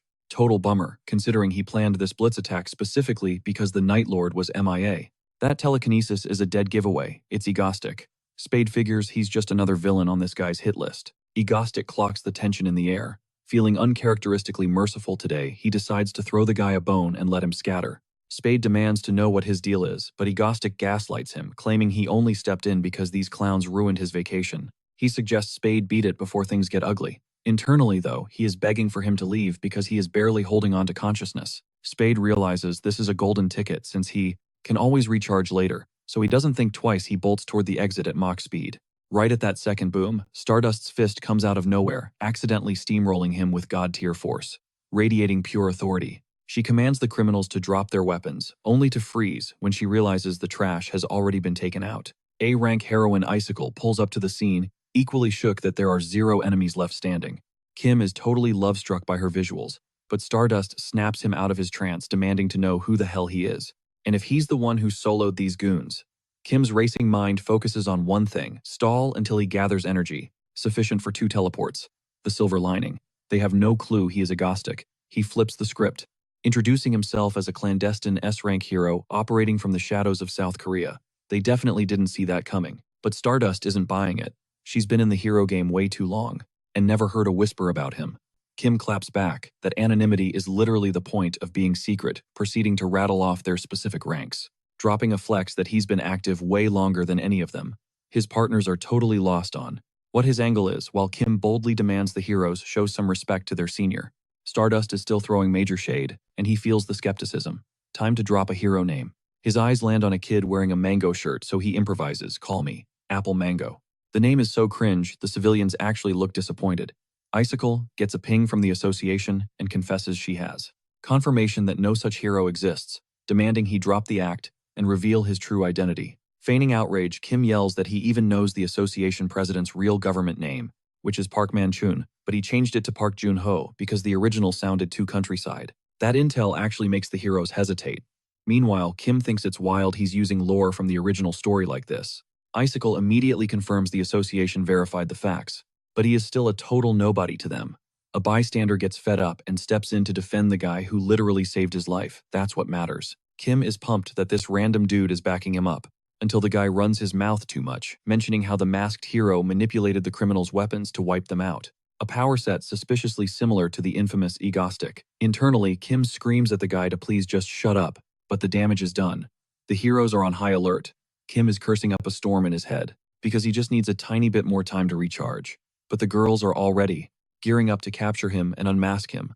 It comes down to the wire, only 3 seconds until Kim gets his juice back. Problem is, he is completely boxed in, and Stardust lunges to grab him. With split-second timing, Kim gathers enough power to teleport, dodging the grab, grabbing his teammates and vanishing before the heroes can do a damn thing. Back in the car, Kim orders Han to scrub every digital trace of their presence, including the hotel CCTV footage. That's when the girls finally clock the nasty wound on his body. Lee Subin suggests a hospital run, but Kim shuts it down. They'd get busted instantly. The only safe house is Ego Base. Lee Subin tells Han to start first aid immediately. While she floors it to the base, Han is spiraling into a panic seeing Kim in such bad shape, so Lee Subin has to snap her out of it. It works despite Han being terrified out of her mind. And with that handled, Lee Subin pushes the car to its limit. Meanwhile, the cops swarm the hotel to assist the victims while Icicle is fuming because these were supposed to be a chill vacay, but looks like no days off is this villain's toxic trait. The Lord of Night dips out to catch some Z's, leaving Han feeling super guilty. She's like, "My bad, since this whole trip was supposed to be his R&R." Stardust cuts her off. No apologies needed. She admits she would have pulled up anyway just to see if Egostic was behind the chaos. Cut to the highway. Some random driver is yawning his head off until bam, a car screams past him like a bat out of hell. Dude thinks they've lost their minds. We're talking speeds over 120 miles per hour. Total maniacs. And guess who? It's the main squad. Egostic's ride is looking absolutely wrecked, barely holding it together. Stardust makes a mental note, watch every move. Then smash cut to a flashback of Kim. Back in his past life staring at the finale of the original web novel, completely speechless. The ending was absolute trash. Major letdown. He literally rage quit reality and went to sleep feeling salty. Back to now. The girls managed to stuff him into the recovery pod just in time, but Han is a total wreck. She's terrified of losing him, spiraling so hard she won't even touch food.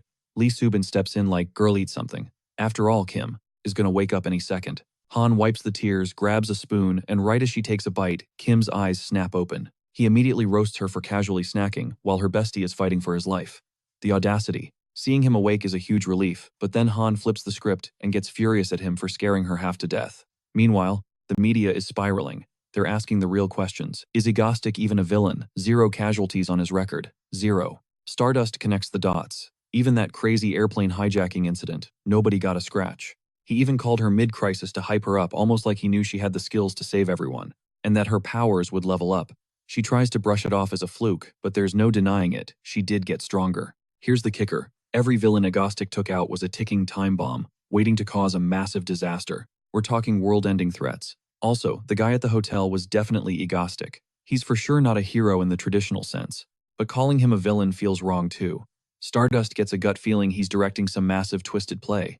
She vows that next time they meet, the mask comes off. Meanwhile, Han is scrolling through the forums. The internet is blowing up.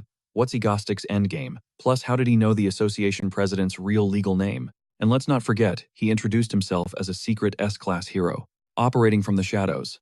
The hot take, he turned villain after some beef with the association. That theory is trending hard. Lee Subin tells Han to log off, figuring Kim isn't in the mood to hear fan theories about his own reputation. But Han ignores the vibe check and asks Kim with zero chill, "You planning on launching another attack?" Looking like a zombie, Kim actually looking a bit terrified of her.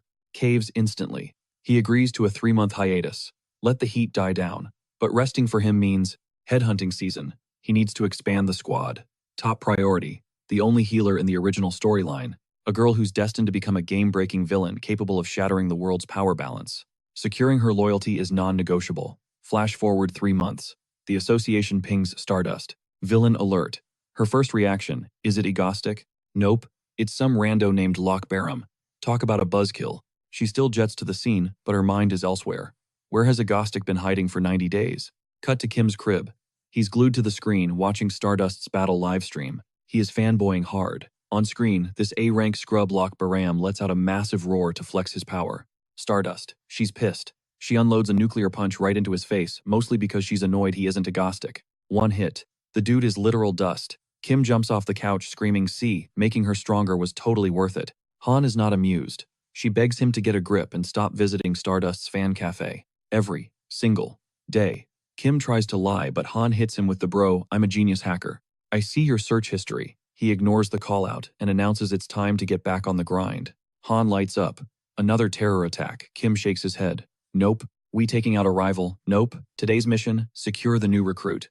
Downtown. A girl clumsily slams into an older couple and starts apologizing profusely. Target acquired. The guy didn't even blink completely, clueless that she just swiped his wallet. Slick moves, she's a pro. Then she spots a crew of creeps giving her the death stare. Further down the street, she bumps into her little brother Chayun. Kid just came from the playground with a nasty scrape on his knee. She warns him again, gotta keep those powers on the down low. With a touch, she heals his leg, good as new, then slaps her cap on his head, tells him to scoot home safe. She's off to hunt for snacks. Meet Hyul, future villain named Saint. But right now, just a hungry sister on the hustle. Later, she heads home grinning ear to ear with treats. But the vibe inside, total nightmare scenario. The Reservoir Dogs gang is already there, and they've got Chayun held hostage. The gang leader is monologuing about how holding out on him equals a death sentence. And guess what he just found? A stash of stolen wallets she didn't pay tax on. Hyul begs him to leave the kid out of it. Take the cash, just go. The boss ignores her plea and yanks the kid up by his hair. Says the brat needs to learn his place.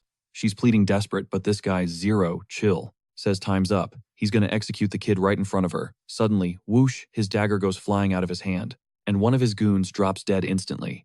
Before they can even process the shock, floating weapons materialize aiming right at their skulls. Boom. Trash taken out. Chayun sprints into his sister's arms. She holds him tight, terrified but relieved he's breathing.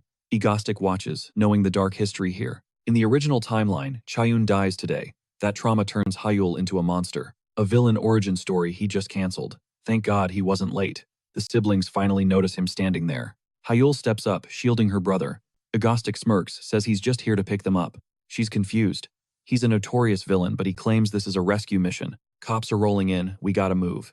She stands her ground, refusing to go with a criminal, but Chayun bolts straight toward Egostic. Hyul freaks, thinking he's running straight into the wolf's mouth. But the kid's starstruck. He's a Mango Club member, a total fanboy. Egostic is actually shook. Cut to the ego base. Egostic introduces the fresh recruits to the squad. Hyul's still eyeing everyone sideways. Han, she's looking a little salty. Turns out the new healer is a total knockout. Han is not loving the competition one bit. Kim offers to grab some mango juice and Chayun lights up. Han realizes Hyul's vibe feels familiar. It's exactly how she acted when she first met Kim. Maximum distrust. She glares at him, scolds him for chugging straight from the bottle. Kim clarifies, relax, this one's mine.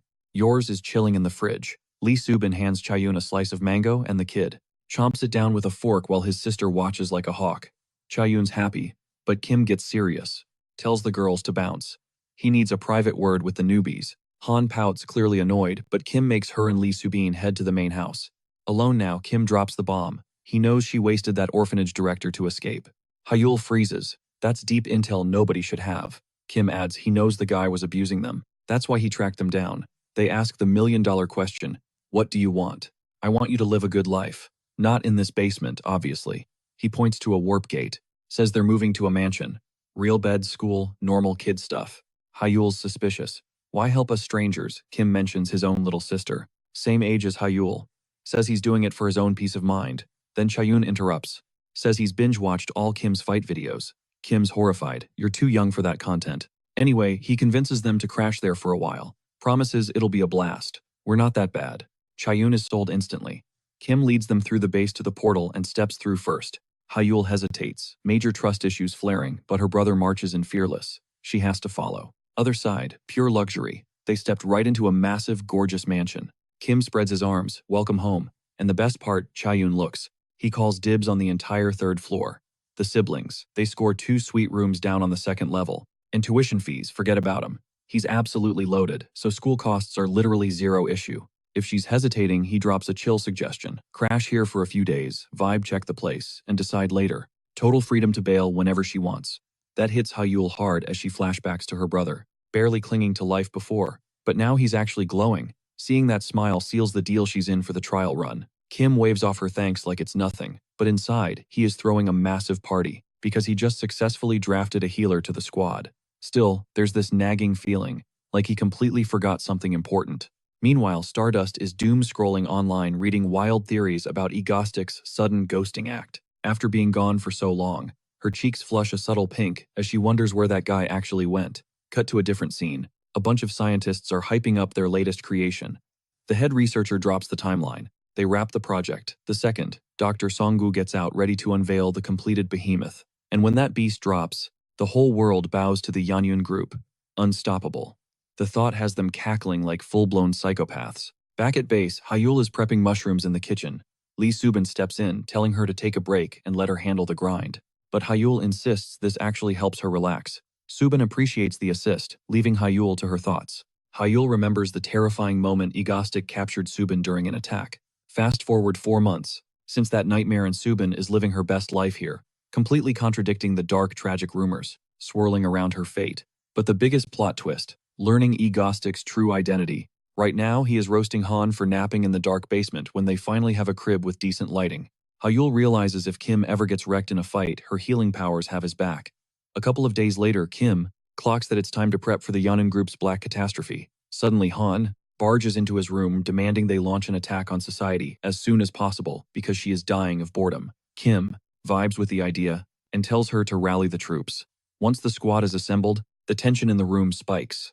Hyul breaks the silence, asking the real question. Why do they even do these attacks? Kim is about to drop some deep philosophical monologue, but Han snaps at him to cut the fluff. So Kim keeps it real. We are villains. Hyul looks super uncomfortable with that label, until Han clarifies the golden rule: 0 innocent victims during raids. It's all about engineering moral dilemmas that fit Egostic's brand. Plus, they gotta involve Stardust, who Han absolutely despises, but the chaos has to somehow benefit the hero. Kim gives props to Han for the recap, then pivots to his master plan for this run. He calls this operation, "The Soul Bridge is Down." Here's the scoop: a massive monster is set to spawn right there this winter, marching straight north to flatten the Korean peninsula. But if they stage an attack and drop that bridge first, they trigger a mega splash that wipes out the beast, since water is its kryptonite. It's basically killing 2 birds with 1 stone. Stage a villain attack and take down the actual monster. Han struggles to wrap her head around where the heck he gets this intel. Kim just smirks, trade secret of a pro. Han actually admits the plan is fire, especially since they don't have to deal with that wretched Stardust this time. Kim tells her to quit trashing the hero, then asks if she knows what he has in surplus. Han guesses time, but Kim corrects her: it's money. Cold, hard cash. Cut to the bridge. He's live streaming to the masses, announcing the return of Korea's most stylish villain. He assumes the chat already knows what's about to go down, revealing the Soul Bridge is rigged with explosives. Drivers slam on their brakes the second they realize they're driving on a bomb. And Egostic, flashing a disturbing grin, triggers small charges. Bam, not enough to drop the bridge, just enough to scare them. He announces that today's players are the viewers watching the live stream right now, and the rules are dead simple. Click the link on screen and submit your bank account number. He's wiring 100,000 won to everyone who signs up.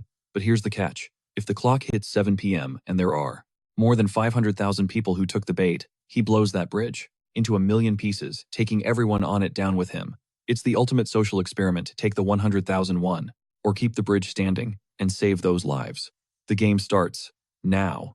By the way, he totally DM'd Stardust to stay home and chill, no need for her to crash the party. He figured she'd be vibing, probably relieved this crazy villain was finally leaving her alone for a minute. But nope, she pulls up at the scene at Mach speed, and seeing her arrive that early, it shook him so bad he nearly fumbled the detonator. Stardust just stood there watching him with an eerie patience Egostic had never seen before. The tension was suffocating. Her glare intensified, practically screaming, "Get lost," without saying a single word, which totally threw him off. He hadn't felt pressure this heavy anywhere else in the city. Cut to an office scene. Someone shows their boss the breaking news. Egostic is wiring 100,000 won to anyone who drops their bank info on the link. Here's the catch: if over 500,000 people take the bait, the bridge goes boom. The boss is like, no sane person would click that. Then the employee drops a bomb. "I just got the cash." The boss starts chewing him out for being reckless, and the guy's apologizing profusely until the plot twist hits. The boss admits, "Yeah, I took the free money too." Jump cut to a mom getting a call from her son asking for her bank details as soon as possible. Minutes later, she's shocked he sent her allowance money. Yup, exactly 100,000 won, straight from the villain's wallet. Back on the bridge, Egostic is shivering, but it's not just the freezing wind. It's Stardust's laser focus. Her stare is freezing him to the bone. He's trying to figure out why she's so intense. Maybe she has some trauma tied to this bridge. He never expected her to be this furious. Honestly, he's starting to feel kind of guilty. Then he remembers that sound of rushing wind isn't weather. It's a black catastrophe skill, something she's not ready to handle yet. In the original canon, this was the dark turn. The first major disaster that signaled the story was shifting from standard hero tropes to something much grittier. Time to check the scoreboard. He checks the numbers. 450,000 people have already grabbed the cash. With 3 hours still on the clock, people in this world are seriously trash, he thinks. Looks like he's gonna win without lifting a finger. He flips the stream back on, acting all shocked that people actually took the bribe. In case you forgot, he taunts, "There are real human beings standing on this bridge right now." He decides to showcase a potential victim of their collective greed. He points the camera at a car and asks the passenger to say hi. The dude, Mr. Choi, introduces himself with zero fear, totally confusing Egostic.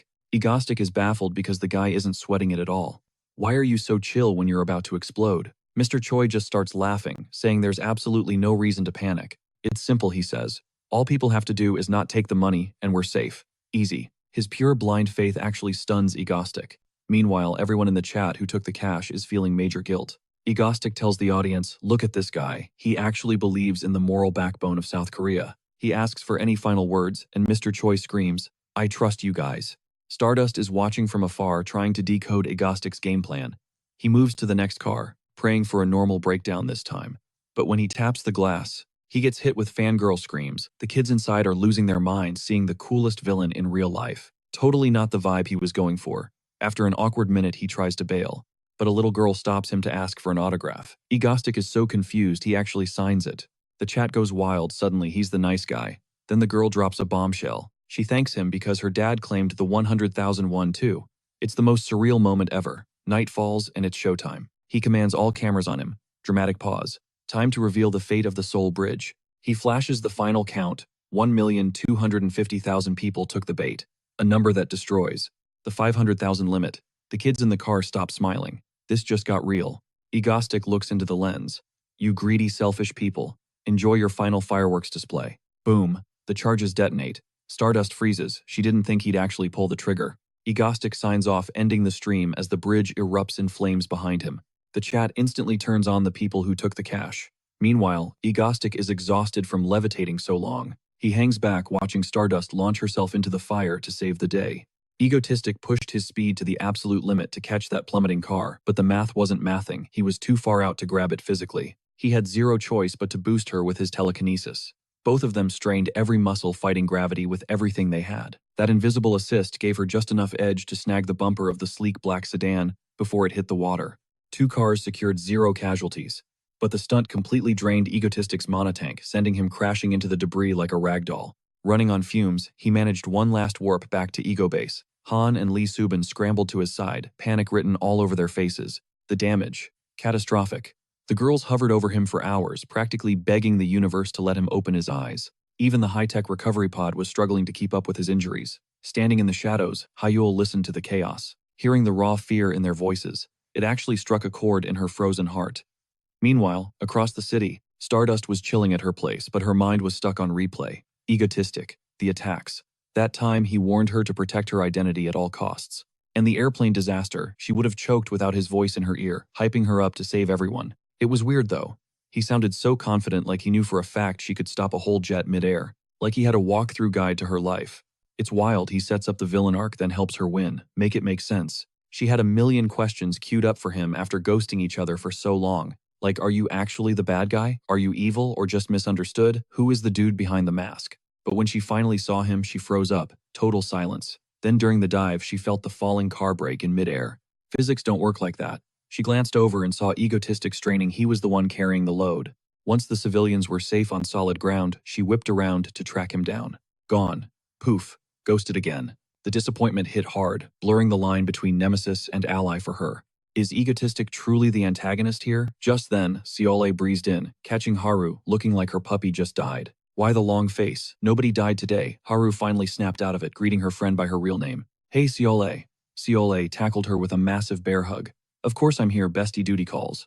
They cracked open some sodas, Seole vibing with the freedom of being off the clock. Soaking in the Seoul skyline is nice, but she clocked Haru zoning out again. Still obsessing over Egotistic, Haru nodded. Seole waved it off. Chill. Even the president is low-key loving this.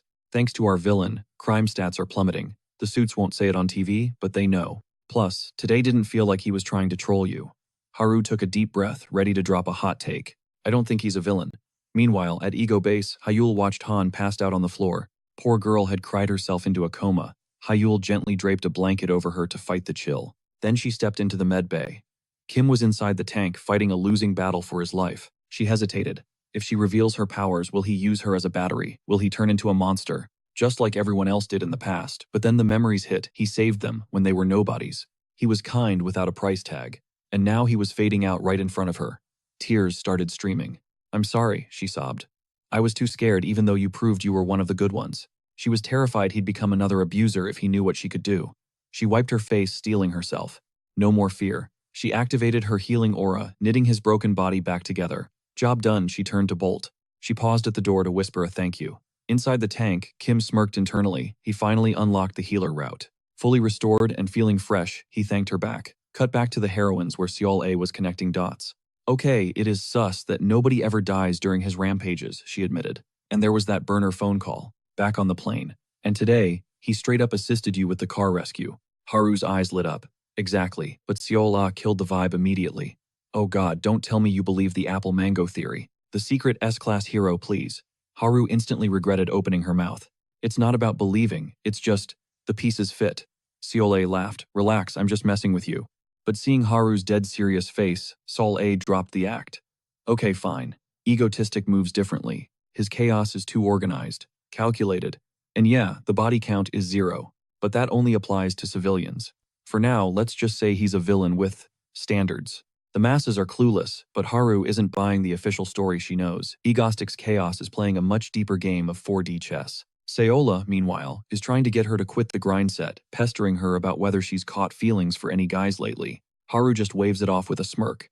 Taking dating advice from someone with 0 experience, yeah, hard pass. Seola gets flustered, admitting her family keeps her on a tight leash, dropping the bomb that she's the heiress to Yuseon, the megacorp ruling South Korea. Haru immediately starts roasting her, saying she looks adorable when she's squirming, while Seola stammers begging her to quit talking nonsense. Cut to the next day, the heavy iron gates of a prison swing open to release a monster.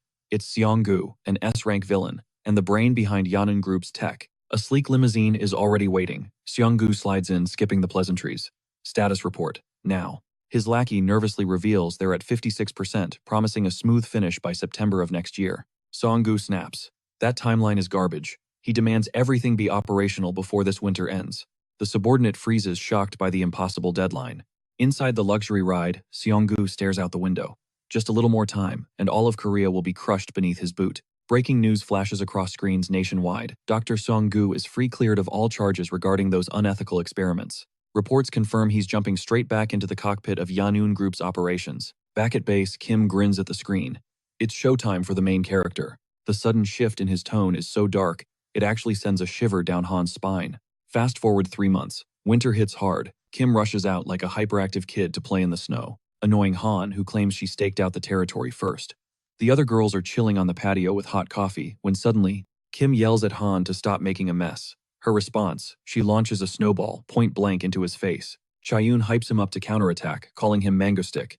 Kim doesn't hesitate, he tells them to team up, warning them he's using telekinesis hacks. They scream coward, but the moment Han accepts the challenge, she realizes Chaeyoon has already surrendered. Abandoned and outgunned, Kim asks her, "You ready for this?" A split second later, she's buried under a mountain of snow while Kim and Chaeyoon die laughing. Time for a snack break. They're devouring chocolate cookies, and just as Kim asks Hyul for a refill, Han strikes back. She slams a massive snowball right into the back of his head. The impact is so loud she actually panics, terrified she might have inflicted critical damage. She rushes over asking if he's still alive. Hyul walks in with the cookies only to find Kim cracking up. He immediately starts teasing Han, mocking her for actually caring about a villain. Han turns beet red because he's right, but she hides her embarrassment by grabbing a huge chunk of ice and winding up for another throw. Kim realizes he's in danger and sprints away before she can knock him out. Narrative check. The last 3 months have been a vacation. Kim considered triggering an incident, but decided against it. Stardust is already overpowered, reaching her Year 3 strength way ahead of schedule. Hyul is glowing differently now. It looks like she's finally lowered her emotional walls. But public opinion on Egostic absolute trash. The bridge incident was pinned entirely on him, and the internet is tearing him apart with catastrophic levels of hate. His reputation is in the gutter exactly as expected. The 1.2 million citizens who took the cash simply offloaded their guilt onto Egostic, claiming they were victims of his manipulation. Kim. He loves it. He wanted to be the villain of the story anyway. Now it's just a waiting game for the black catastrophe. Back in the snow, he's treating Han like a human sled, leaving her dizzy. But the fun stops abruptly when Kim buries her in snow again. Subin is loving the drama, while Hyul goes full mom mode, scolding them before someone breaks a bone. Despite the chaos, the vibes are immaculate. Meanwhile, at Yanun Group, panic erupts. Scientists are sprinting for their lives as the entire facility begins to crumble. Dr. Seonggu is frozen, unable to comprehend how his calculations failed so badly. A colleague screams for him to evacuate, but the doctor refuses to budge, unwilling to abandon his life's work as the ceiling starts to crack. However, he froze, realizing that monstrosity was lunging straight for his throat. His team didn't hesitate. They dragged the scientist out, kicking and screaming before he got shredded into confetti. Meanwhile, Dr. Song-gu is spiraling, trying to process how test subject number 1 Behemoth suddenly developed a mind of its own. Back at the Hero Association HQ, the place was flashing red like a disco from hell. Stardust burst into the president's office, demanding a sitrep. He didn't speak. He just pointed at the surveillance monitors, face pale as a sheet. The live feed showed absolute carnage. Even Stardust felt a chill run down her spine. That thing wasn't just a monster. It was a nightmare. Its destructive output was off the charts. On the street, a driver barely bailed from his car. Seconds before falling, debris flattened it like a pancake. He stood there, shaking, until a bystander screamed at him, "Forget the ride, run for your life." The guy didn't need to be told twice. The black catastrophe was a walking apocalypse tearing through the city. A father shielded his son's eyes, trying to hide the horror show unfolding around them. Suddenly, the beast picked up speed. Stardust yelled, "I'm going in."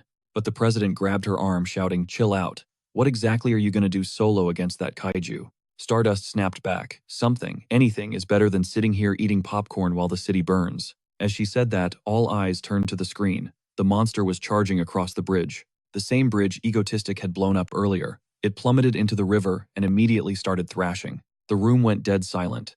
It was drowning. Instantly.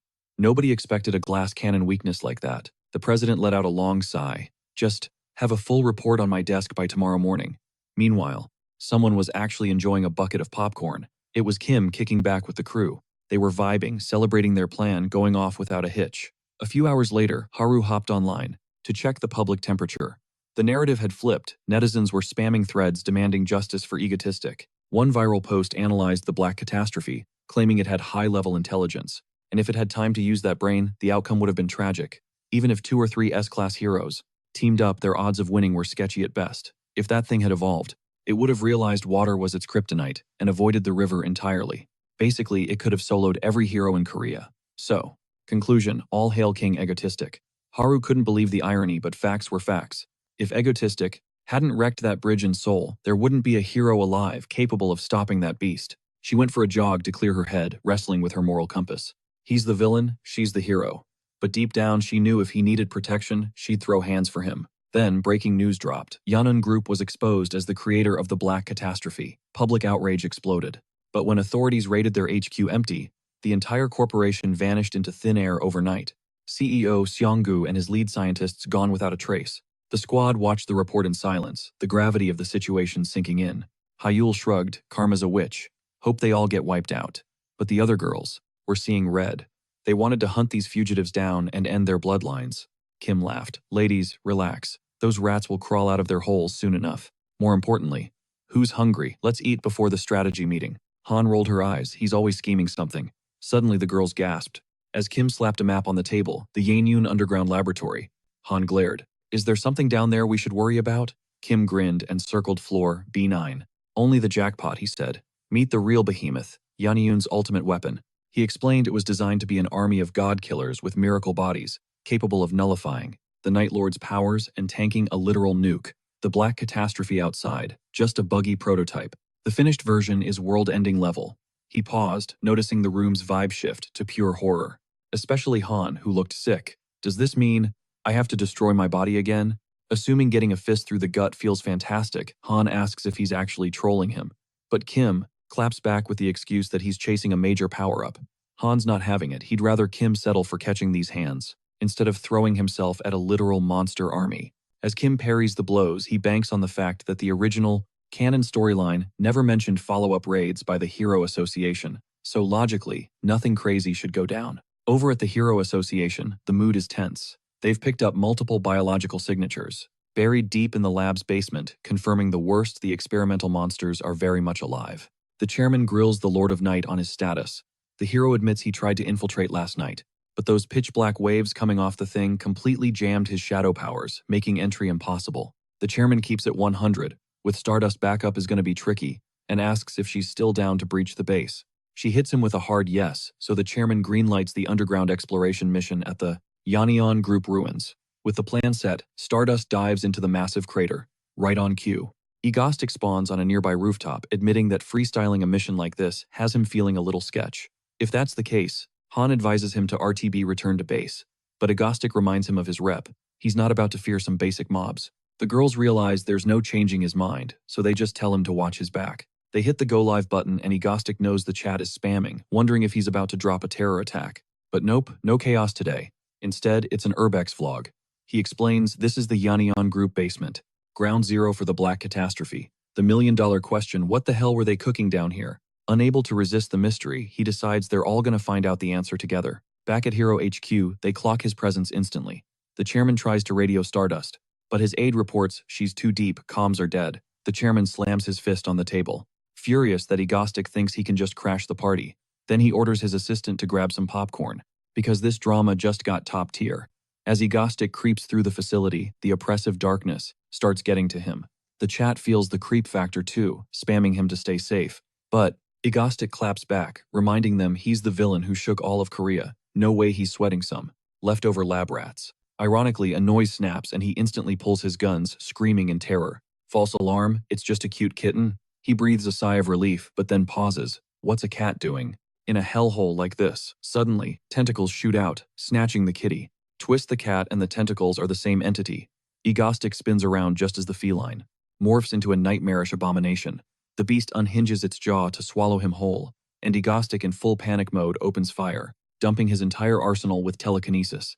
The echo of gunfire reaches Stardust, who instantly locks onto the source of the noise. Meanwhile, Egostic flashes back to Han's warnings, realizing he definitely should have listened. The whole power-up idea feels idiotic now. He should have stayed home, grinding his telekinesis skills. But with the beast hot on his tail, it's too late for regrets. He's in too deep now. He has to locate Behemoth no matter what, and then get the heck out. Fear makes him clumsy, and he slips down a flight of stairs watching the monster close the gap. He uses his telekinesis to slam another volley of bullets into it, dealing some serious damage. But his real target was the ceiling. The plan works perfectly. He teleports away at the exact second, burying the monster under tons of rubble. Catching his breath, he wonders just how deep this place goes. Feeling guilty about ditching the camera and his guns, he tries to radio Han, only to find the signal is dead. Now the fear is really setting in. Suddenly, his instincts scream danger, so he drops low, barely dodging a massive surprise attack. It's Stardust in the flesh. She sensed something weirdly familiar.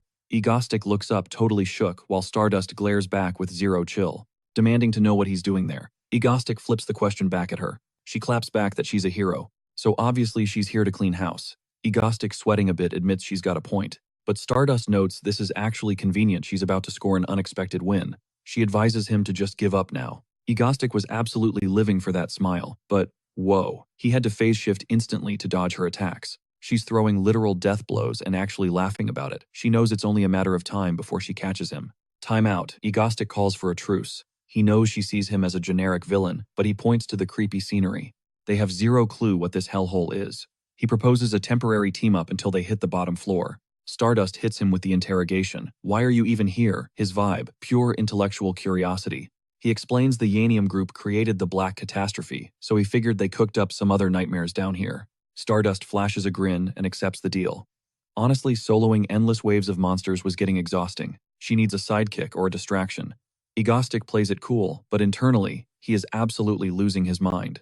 He threw that alliance offer out blindly. Now he's wondering, what is going on? Why did she agree so fast? But check her point of view. She knows she can't nab him with brute force right now. He's too slippery. Better to keep her enemies close. Plus, it's the perfect chance to clear up her doubts about him. Cut to a few minutes later. Stardust is digging through classified files like a detective on a mission. Egostic is just vibing, looking around until bam. A fist slams into the wall inches from his nose. She is fuming. Why are you snooping? She makes it clear. This intel is top secret classified. Back off. He folds immediately, fake crying like a baby because, okay, that was actually terrifying. But low-key, he thinks hanging out with Stardust is way more fun than he expected. Stardust marches to the next zone. Egostic is stunned. She's navigating this maze like she owns it. He's thinking, did she unlock her super senses already? That is seriously OP. They reach the power suppression room. Stardust points at the door. You. Inside. He tries to say no, sees her fist, and decides getting beaten to a pulp isn't on the agenda. In he goes. Inside, he tosses his fedora to the floor. He tries to float it back up with telekinesis. Nothing. The hat stays on the floor. Teleportation glitched out. He's completely powerless. Awkward silence. He tells Stardust the bad news, wondering how this tech even works. Suddenly, Crash Stardust obliterates the wall with a single punch. Dust settles. She shrugs, just checking if the suppression was real, confirming, yes, it is. Agostic is on an emotional roller coaster. First thought, are you crazy? You could have collapsed the room. Second thought, pure fanboy hype. Look at that power progression. She wrecked concrete with raw stats, but then alarms blare. The heavy door slams shut automatically. Locked in, trapped, no powers. This just went from bad to nightmare mode. And it's not just a hero and a villain trapped. It's a man and a woman all alone in the She starts pounding on the walls. Egostic cuts in. Stop, it's useless. He points up. A digital timer. 3 hours until unlock. Don't waste your stamina. Stardust is gasping for air. Her knuckles are split and bleeding from the impact. Egostic spots the blood instantly. His playful vibe vanishes. Don't be so stubborn, he scolds. You're human right now. He demands she give him her hand. She's caught off guard. He gently bandages her wounds. Watch that blush. Stardust is turning beet red. She mumbles, I'm not thanking you. He teases her, so she punches the wall again out of pure embarrassment. Okay, he backs off. He just tells her to take care of those hands. He decides to nap. 3 hours to kill. He suggests she catch some Z's to save energy. She goes quiet, deep in thought. 1 hour later, Egostic is wide awake. He can't chill. Stardust is physically stronger than most dudes, even without magic. One wrong move and he's toast. Suddenly, they lock eyes across the room. She panics and gets nervous. He's surprised by her reaction, actually feeling a little shy himself. 2 hours in, the air is getting thin.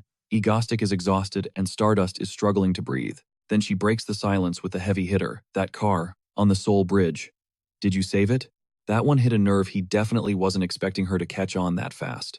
She doubled down on the question, sending Egostic into full panic mode. He started stammering, insisting that no way villains simply don't have those kinds of morals. But then, Stardust pressed harder, demanding to know the real reason he ordered the rescue of those people on the plane, making him sweat bullets. He desperately reiterated that he only did it to maintain his villainous reputation, nothing else. He claimed that a hero like her completes his existence, so he sees nothing wrong with demanding the hero do her job. After dropping that line, he slumped back, realizing he totally lost his cool. Stardust immediately seized. The opening grilling him on whether he collapsed the bridge, because he knew that monster was crossing. Egostic figured she's been reading too many conspiracy threads online, but he had to admit he was shocked too. It was pure dumb luck. She just stared at him, drilling holes into his soul, leaving him wondering if she was testing him, or if he was missing something crucial. Then it clicked: the bridge, the plane, the black catastrophe incident. She's not reading Reddit theories. She's genuinely connecting the dots, and starting to doubt he's actually a bad guy. Her hero instincts are screaming that something is off after all their interactions, and she's trusting that gut feeling. He knew a weak excuse would only dig his grave deeper, so he pulled the ripcord, bursting into unhinged, maniacal laughter, which clearly threw Stardust off balance. Egostic ramped up the cackle, lying through his teeth that yes, he knew the monster was coming all along. And now he wants to see her next move, figuring this classic comic book rhetoric is his best defense. Stardust asked if he has some kind of superpower to predict the future, and he scoffed, claiming it was all thanks to his elite hacking skills. I mean, he treats Soul's cybergrid like a playground, so digging up dirt on the Yanun group is child's play. Still, Stardust wasn't buying it completely, questioning why a villain is so obsessed with preventing civilian casualties. Egostic played the narcissist card, saying he hates having his spotlight stolen, he does it for the clout. If it weren't for his ego, he wouldn't care if civilians got wiped out. Stardust went dead silent, and Egostic asked if that finally cleared up his villain status. Instead of answering, she stood up and gave him a stare so serious it could freeze hell over. Holding it for several long seconds without saying a word, the silence was absolutely terrifying for Egostic. Finally, she just ordered him to move. The lock's timer is ticking down with only 10 seconds left. And the second it hit 0, Stardust stepped up and absolutely obliterated the door with a punch so massive it made Egostic jump. With the path clear, they pushed deeper into the facility, where Egostic spotted a terminal flashing data on a Mantis model teleporter. The warnings were clear, because this thing can teleport and escape. Level A security is mandatory 24/7. Plus, the subject loves attacking from the rear, so they need to stay on high alert. Next, they rolled up to the containment unit for Behemoth Prototype 0. But that massive capsule was shattered from the inside. This is exactly where the black catastrophe broke out. With the cage empty, Egostic called it a day, figuring the exploration was over since there was nothing left to see. But Stardust stopped him cold. If this was just a prototype, the real deal had to be stashed somewhere else. A deduction that stunned Egostic. Her intuition is terrifyingly sharp. Trying to deflect, he recommended they check the left corridor. But Stardust ignored him and marched right, declaring that was the path, sending Egostic's anxiety through the roof. Sure enough, they walked right up to the original Behemoth's capsule, though the control panel was fried, so Stardust wandered off to check other terminals. Egostic stood there in disbelief. She really just left him alone, with a weapon of mass destruction, after he insisted he was a villain. He couldn't wrap his head around why she was so chill, dropping her guard like it was nothing. And honestly, that hurt his villainous pride. Talk is cheap, so he decided to show her, proceeding to jack into the Behemoth's system. A furious Stardust whipped around, demanding to know what he was doing, and Egostic smirked. Isn't it obvious? He made it clear, this is a betrayal. Stardust looked ready to explode. Egostic remembered that, in the original storyline, Seong-gu used the Behemoth to go toe-to-toe with Stardust, which meant he finally had the firepower to fight her for real. Stardust lunged at him, screaming that she was going to beat him to within an inch of his life. But Egostic powered up the Behemoth arm, catching her punch in a mechanical clash that shook the room. Stardust is low-key shook that he's actually matching her raw power. Egostic, he's absolutely loving the view. They dive back in, throwing hands in a brutal close-quarters brawl. They're wrecking everything in their path, but Stardust can't even land a scratch on him. Egostic just laughs, hitting her with that signature mocking tone. Yo, chill out before you bring the whole roof down on us, he teases. Stardust snaps back, demanding he stop the dirty tricks and fight fair. But Egostic shuts that down real quick. He makes it crystal clear. Fair, honey, I'm a villain. We don't do fair. It's literally in the job description. Fueled by pure grit, Stardust lunges to lock him down, resulting in another earth-shattering clash of fists that shakes the room. Egostic grins. Now that's how a villain acts, but the vibe shifts instantly. He spots the Mantis teleporter materializing right behind her blind spot. The beast is moving way too fast. Egostic does the math in a split second. He can't teleport both of them out before the strike lands. Stardust is milliseconds away from being sliced and diced, so he makes a crazy move, warping right behind her to use his own body as a human shield. He takes the slash meant for her. Then, ignoring the pain, he obliterates the creature with one massive, powered-up haymaker, turning it into confetti instantly. Stardust is confused, asking, what just happened? But Egostic just coughs up a concerning amount of blood and smirks. Now you owe me one.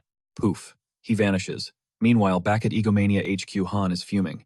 Kim's still ghosting them, totally ignoring the people waiting for him at home. But then thud. A noise from the living room. Her face lights up. That means he finally dragged his butt back to base. She rushes out immediately, ready to tear him a new one for cutting comms and showing up so late. But the lecture dies in her throat. She sees his condition and lets out a blood-curdling scream, alarming the other girls who come running to see the drama. They find Kim circling the drain, sporting a massive lethal wound. Lesubin panics, fumbling to call for an ambulance. Han is paralyzed with fear, her mind going blank as she watches Kim losing way too much blood. She's spiraling. Hayu steps up, commanding her to step aside. Han shuffles away, sobbing uncontrollably, while Hayu activates her healing powers on Kim's broken body. A blinding light engulfs the room as the magic kicks in. Meanwhile, a lingering thought remains. Stardust, do not touch Egostic.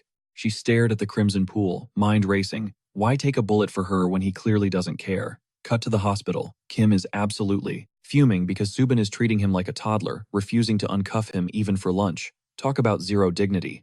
Suddenly, Hayu drops the bomb that he's bouncing for class, with his brother apologizing for the whole secret identity drama, which is wild considering Kim literally paved their way back to school. Kim rolls his eyes, thinking, buddy, you should be thanking me. He waves them off for their freshman year.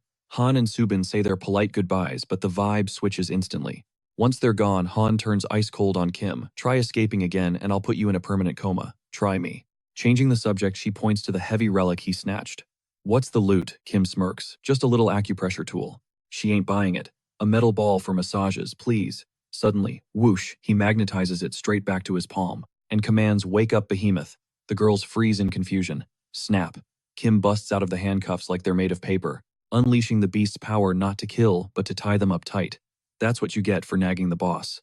Meanwhile, Stardust is trapped in a nightmare loop, replaying the moment Egostic took that fatal hit for her. Her eyes snap open in a cold sweat, heart hammering against her ribs like a drum. The anxiety is eating her alive. Is he okay? Is Egostic dead? Flash forward 1 month. Haru is back at university zoning out, by the window. Her friend Chehan pokes her. Girl, you've been in the clouds lately. Spill the tea, what's wrong? Haru tries the classic, I'm fine defense, but Chaehyun isn't buying that weak sauce and demands the truth. Cornered Haru drops a hypothetical. So, what does it mean when a supervillain saves a hero? Chaehyun busts out laughing. Haru turns beet red, backtracking fast. It's just a scenario, hypothetical. She tries to brush it off, blaming it on some novel she's reading. But plot twist, Chaehyun admits she's also obsessed with a web novel lately. She whips out her tablet to show Haru. It's a spicy fanfic romance, shipping Egostic and Stardust. Haru literally faceplants into the desk. The cringe is terminal. Still, deep down, she knows that Psycho is fine. Egostic always has an ace up his sleeve. The guy played all of Korea. Like a fiddle. He's definitely alive kicking, and probably plotting something completely unhinged. She wonders when he'll drop his next viral chaos bomb. Back at the villain base, Kim announces a hiatus on Terror, shocking the squad. I'm taking a villain sabbatical. Han frowns. Why not just retire? Kim smirks. Because I'm outsourcing. Han looks confused. Internally, Kim knows the truth, he can't be the frontman anymore. In the current meta, he's the team's tank, and that's an issue. Stardust blocked Behemoth effortlessly last time. He needs a heavy hitter to challenge her. It's time to level up Stardust by recruiting a new player. Cut to a local cafe. A barista gets ambushed by a simp with a bouquet confessing his undying love. Kim is watching from the corner. Realizing this is a canon event from the original story, the girl goes nuclear. I'm having a trash day. She snaps. And you come here clowning at my workplace. Do I look easy to you? The guy flees heart shattered. Kim chuckles. Classic. The girl is Seoji Choi, 23 years old. She catches Kim staring and flushes embarrassed he saw her meltdown. But Kim knows her secret. In the original lore, she's Elektra, an A-rank villain. Right now, she's LARPing as a normal citizen, but the destructive urge is boiling under her skin. That cafe job is the only thing keeping the lid on. She's a walking time bomb.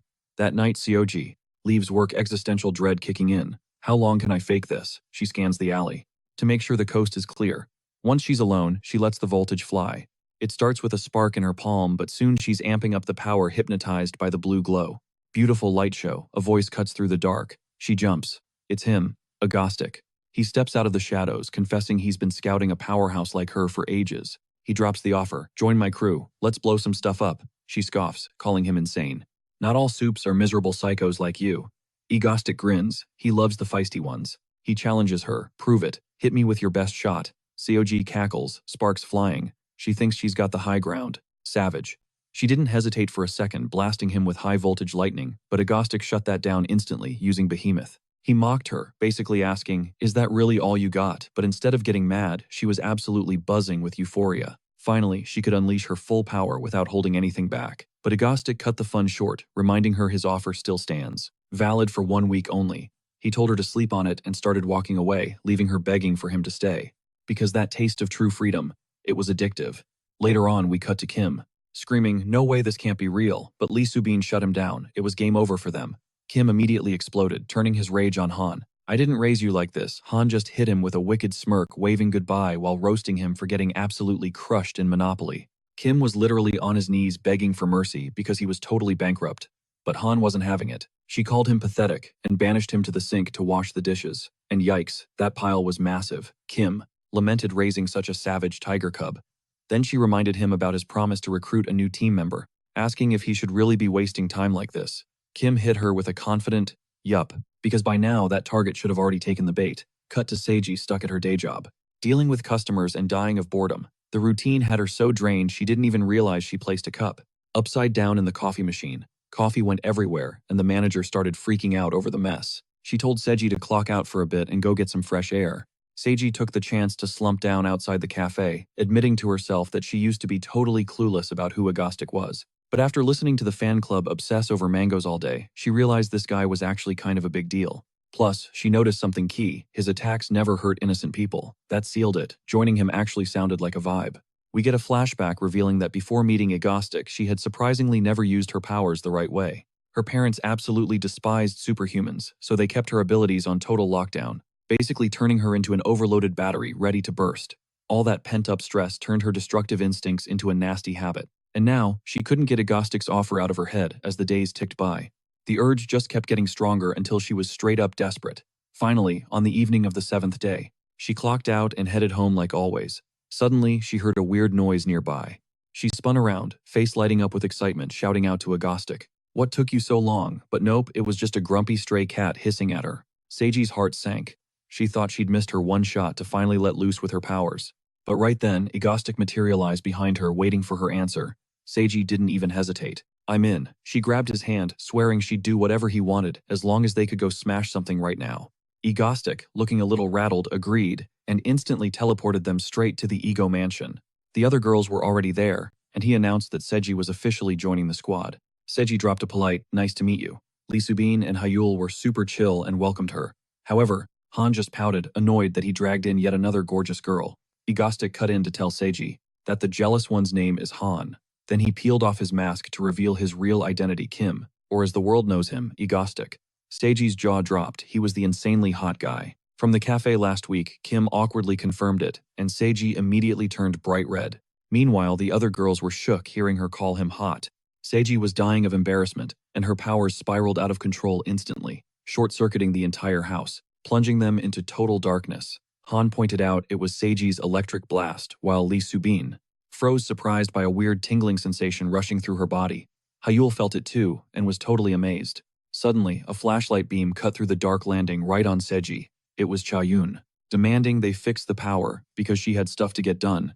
Elsewhere, Haru was scrolling online watching the internet melt down, desperate for the return of the great Egostic. And, funnily enough, she just leveled up in the official Mangastic fan cafe, proving she's a hardcore stan. But she was actually annoyed she had no idea what she was even doing, remembering how Seola hyped her up for climbing the ranks so fast.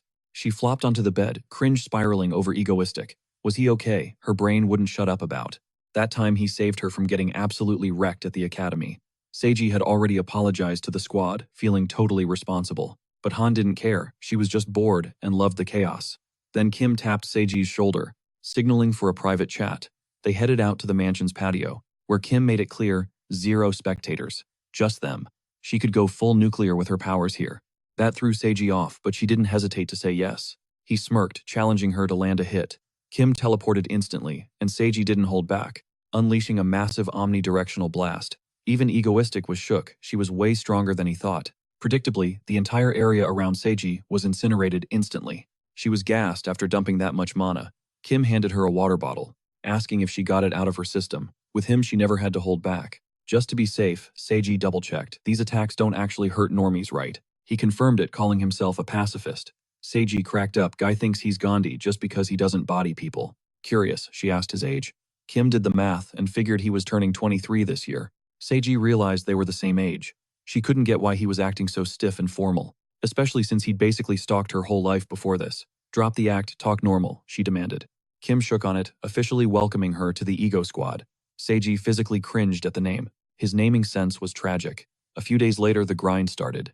Kim was coaching her, telling her to visualize shooting lightning downward while wrapping her feet in static. She tried it, and actually rocketed upward. The landing, though, total faceplant. A half-asleep Han wandered in, wondering why they were up so early. Kim explained it was special prep, to counter Stardust in the next raid. Seiji was skeptical, but Kim admitted it sounded weird. Yet he knew for a fact, thanks to the original plot, that it worked. He told her to focus, blast the ground, coat the feet. Seiji started charging up, feeling unsure.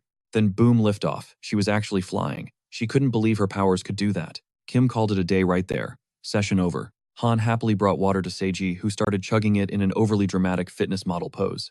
Kim stared blankly. What, she snapped. You reek of sweat. Go shower, he deadpanned. Raging Seiji chucked the bottle at his head. It's a workout genius. She assumed he was just flexing his fancy. Telekinesis. Kim summoned Behemoth, thinking she wanted to throw hands. Seiji didn't flinch, telling him to bring it on. As they brawled, Han watched with folded arms, wishing everyone would just do their job.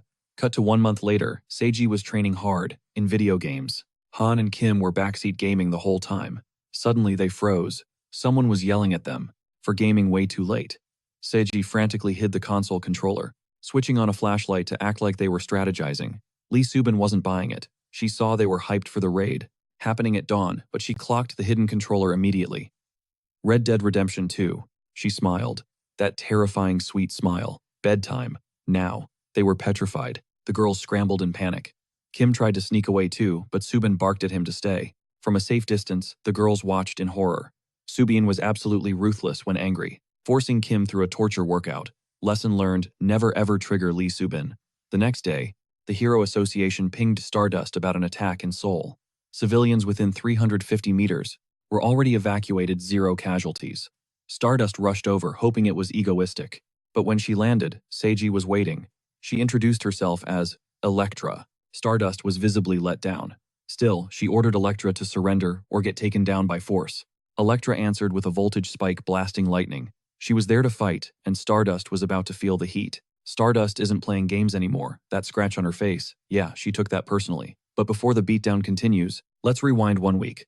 We see Kim trying to teach Seiji a glorious ultimate move. He calls it the lightning fist. Seiji immediately roasted the name, claiming his sense of style was trash. Big mistake that really ticked Kim off. See, she came up with that name in the original story. Anyway, she told him to stop just spamming lightning bolts. Instead, visualize the energy coiling around his hand like a spring, then clinch that fist tight and let it rip. Also, it's all about focus. He needs to channel every spark into that knuckle sandwich until it's ready to burst. After taking notes, she demonstrated the move herself, unleashing a punch so devastating it turned the landscape into Swiss cheese. How's that for impact? Kim asked. Seiji had to admit it was sick. Kim's order, grind that one move solo. For the entire week leading up to the attack, just to give Stardust a genuine jump scare, Seiji called him a psycho for going that hard on the hero. Egostic just shrugged, claiming he's a villain with lore. Seiji thought he was yapping nonsense. Back to the brawl. Elektra taunts Stardust, asking if she's running on empty, forcing the hero to dance around a storm of lightning strikes per second. Meanwhile, Egostic is chilling in the background, grabbing popcorn in the first row for this free entertainment. Stardust is getting ticked off, realizing she has to tank the high voltage just to close the gap. She pushes through, but the second she gets in range, Elektra stomps the ground to trigger a massive shockwave, waiting to see if the hero can survive a point-blank nuke. Stardust gets swallowed by the light. Elektra starts trash-talking, thinking this boss fight was way too easy. But nope, Stardust literally slaps the energy away with her bare hand like it's nothing, walking out completely unscratched. That casual display of power, it starts making Elektra sweat. Just to be safe, she backflips to safety, realizing Stardust is looking absolutely terrifying right now. Actually, Elektra's thinking, this girl is a monster. How did Egostic ever survive trolling someone this overpowered? From the sidelines, Egostic notices it. Stardust is pulling a full Mahoraga maneuver. She's adapting. She's building immunity to Elektra's attacks. Turns out Egostic buffed Seiji's skills for a specific reason, to farm XP for Stardust and boost her durability stats. In the original plot, she'd be crying and rolling around from these hits. But here she's a tank, and now Elektra is the one in the danger zone. Stardust offers a mercy rule, give up now, and I'll take you in without breaking bones. To Elektra, that sounds like a miserable joke. Don't say I didn't warn you. Stardust launches herself like a human missile, but Elektra charges her fist for a head-on collision. The impact is so violent that Egostic has to teleport to a completely different building just to stay safe, watching the rest of the fight from a drone feed. Smoke clears. Stardust is standing tall, barely messed up her hair. She dominated that fist bump, while Seiji's arm is completely wrecked. Stardust remembers Elektra mentioned fighting for someone, so she demands to know who the puppet master is. Seiji looks at her like she's a clown for even asking. Fine, Stardust growls. You can tell me all about it from inside a prison cell. Suddenly, a hand lands on Seiji's shoulder out of nowhere, and blink they vanish right in front of Stardust. She freezes. She recognizes that aura. She spins around, and there he is. Egostic, long time no see hero. The crowd goes absolutely feral, because their favorite villain is back. But wait, why is he cradling a gorgeous girl in his arms? The chat floods with accusations. He's cheating on Stardust right in front of her. Someone types Aristic, praising the guy for having infinite riz. Stardust gasps, shocked he's breathing. Egostic smirks, did you really think I'd die? Too bad for you, right? But to his surprise, Stardust sighs, thank God you're okay. Egostic blinks confused. Since when does the superhero worry about the bad guy's safety? He totally misses that she's blushing like a tomato. Seiji ruins the moment, groaning to Egostic. What took you so long? Sorry, he shrugs. I wanted to watch the season finale from the best seat. But Stardust watches them whispering and snaps. The atmosphere gets heavy. Stardust isn't a hero anymore. She's a beast. Straight from hell, leaking, killing intent like never before.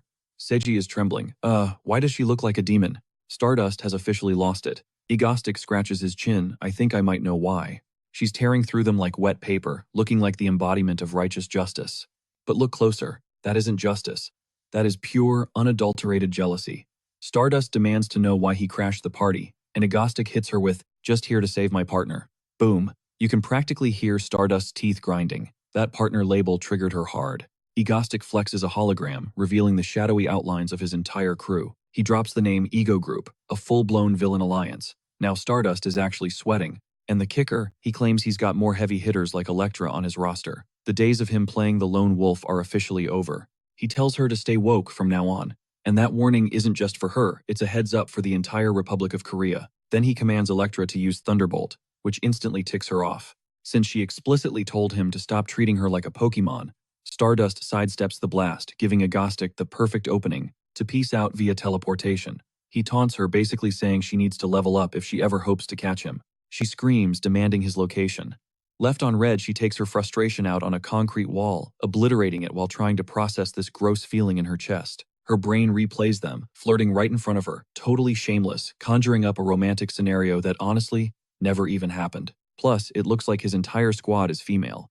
So the next time she crosses paths with Agostic, she's ending him for being a total player. Meanwhile, our boy Agostic teleports into a literal dead end. He smashes through the brick with one punch. Bingo. He's exactly where the original web novel said to go, leading him straight to a massive obsidian gate.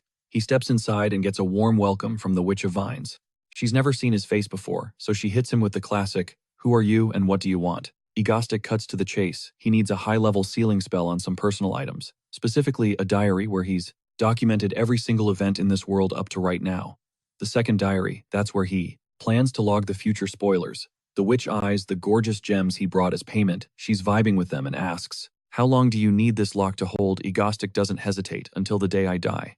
The witch takes a deep breath and gets to work. She starts weaving the sealing magic over the books, and her aura explodes into glowing particles, lighting up the room. After the light show fades, she confirms, "From this moment on, these pages are for your eyes only."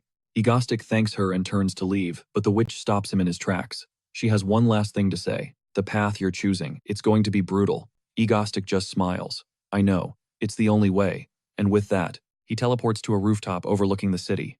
This is it. The moment he solidifies his reason for existing in this universe. His purpose is Stardust. Period. Massive events are about to trigger, and he silently begs Stardust to just trust the process. He'll be her silent guardian. Suddenly, his phone buzzes. It's Han demanding he get his butt home as soon as possible because they're grilling eel for dinner. The whole crew is waiting. Agostic assures him he's on his way. He hangs up, his expression shifting, thinking, this is it. The start of the Phase 1 finale. Cut to Ansan National Park. Inside a lab, scientists announce the time has come. They activate a sequence, unearthing something massive. A colossal robot rises up and immediately starts wrecking everything in sight. Meanwhile, Dr. Songgu addresses his crew, declaring it's finally time to crush the Republic of Korea for all the oppression they've suffered. Parallel scene. Haru is at school eavesdropping on classmates who are absolutely simping over Electra. Then green hair drops a bomb. She's definitely dating Agostic. Haru instantly panics, but she breathes a sigh of relief when the other guy argues, nah, they're definitely just co-workers. But green hair pushes back. Did you see them whispering? And nobody, I mean nobody, Princess carries a friend like that. Brown hair shakes his head. That's exactly why it's not real. He hugged her way too casually. He did it for the cameras because there's zero romance there. If he actually had a crush on her, he wouldn't be grabbing her in public like that.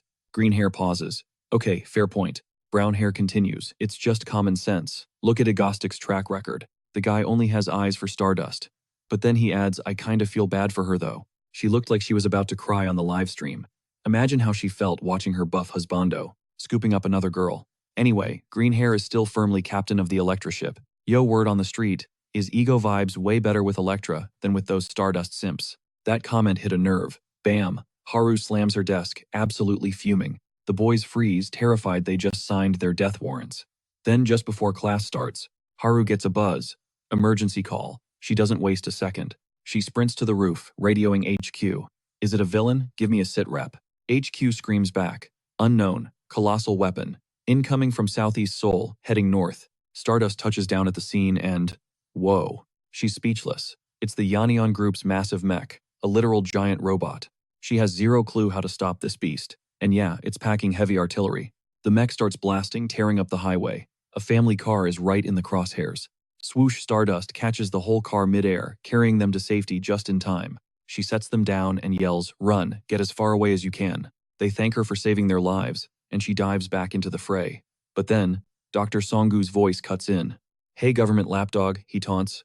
Think you can snuff out Yannion's last dying flame. Stardust charges a massive punch, but whack, the robot strikes first. She goes flying. She takes heavy damage, totally blindsided by that power, and smashes straight into a mountainside. She bounces back instantly, ready to rumble. But then she pauses, confused. Dr. Songgu is arguing with someone else. The robot starts glitching out, moving weird. Agostic gives the signal, Electra, do your thing. The massive machine powers down completely. Agostic hacks Stardust's comms. We see the girls have already bagged the scientists. Meanwhile, Agostic plays the heel, Shame to let this Yannion toy go to waste, he cackles. He starts laughing like a total maniac, really selling the villain act. Elektra whispers to Han. He looks like a brainless psycho. Han shrugs. You'll get used to it. Egostic teases Stardust. I'm itching to level the city with this beauty. Think you can stop me, he challenges, ramping up the tension. Stardust grins, eyes lighting up. I'll stop you whatever it takes. She launches herself at him, pure adrenaline. Han updates Egostic power calibration complete. Egostic is hyped. Time for a real power-up. He yanks the lever and the robot roars to life. It clashes with his favorite heroine. Boom, fists collide. Stardust gets pushed back, but just barely. That all you got against the Octopaz? Egostic mocks her. You really thought that would work? He orders Han crank it up a notch. Round 2. They go at it again, but Stardust is weaving through attacks like water. She's getting faster, sharper. Suddenly dodging this giant hunk of metal is child's play. Egostic is loving it. She's evolving. And hey, he might actually go home in one piece today. Unlike those other times, he almost met the Grim Reaper. But meanwhile, at a Korean military base, the brass reveal, the big red button. The president is ready to strike. He's convinced nuking it is the only way to kill that metal beast. No hesitation. He slams the button. Sirens wail across the entire base. Back on the field, Han pushes the mech to 100% speed. But Stardust, she's untouchable. She's dodging everything effortlessly. She's actually smiling. She is having a blast playing hero versus villain with her beloved Egostic. Explosions everywhere. More power, Han. Egostic yells. One more level up. They clash fists again. K-boom. The shockwave rips through the air, absolutely brutal. You can do it, Egostic shouts to Han. But Stardust, she thinks he's cheering for her. Hyped up on that misunderstanding, she smashes through the robot's armor with a supercharged strike. She grows stronger every single second. She clashes with Egotistic, and honestly, she's absolutely loving the thrill. Suddenly, Egotistic swings a massive mechanical arm, but Stardust catches the metal limb with her bare hands. She shifts her stance, glowing with confidence because she's finally downloading the bot's movement patterns. She cockily tells Egotistic to stay put and wait for her. Big mistake, that arrogance leaves her wide open. Bam, Egotistic lands a brutal hit, mocking her for thinking she had this fight figured out. He calls out her hubris, but Stardust snaps back, demanding he zip it immediately. At this rate, his trash talk is going to make her go deaf. As Egotistic continues flexing his power level, she hits max throttle. She creates an opening and pierces one of the mech's legs. Han instantly spots the structural failure. He tears into Ghost for slacking off, forcing the villain to jump back on the controls and get serious. Against Stardust. With cinematic flair, he commands the octopus engine to hit maximum output. But seconds pass. And crickets. Absolutely nothing happens. He turns to glare at Han. Totally confused, he screams for max power again. Turns out Han just didn't feel like listening. Han finally complies, looking completely over it. As the mech roars to full capacity, Egotistic taunts Stardust, asking if she thinks she can keep up with this machine, especially at this insane speed. To drive the point home, he unleashes a barrage way more savage than before. Miraculously, Stardust weaves through every strike, but the reality check hits she can't play around anymore. Meanwhile, the livestream chat is absolutely losing its mind, witnessing this clash of titans. Seeing Stardust take damage yet keep going has everyone convinced she's S-rank material, assuming she survives this deathmatch. Inside the cockpit, the girls are tearing into Egotistic, because he's piloting like a maniac. This gives Stardust even more motivation to scrap that giant metal monstrosity, mostly to get those girls away from her beloved Egotistic.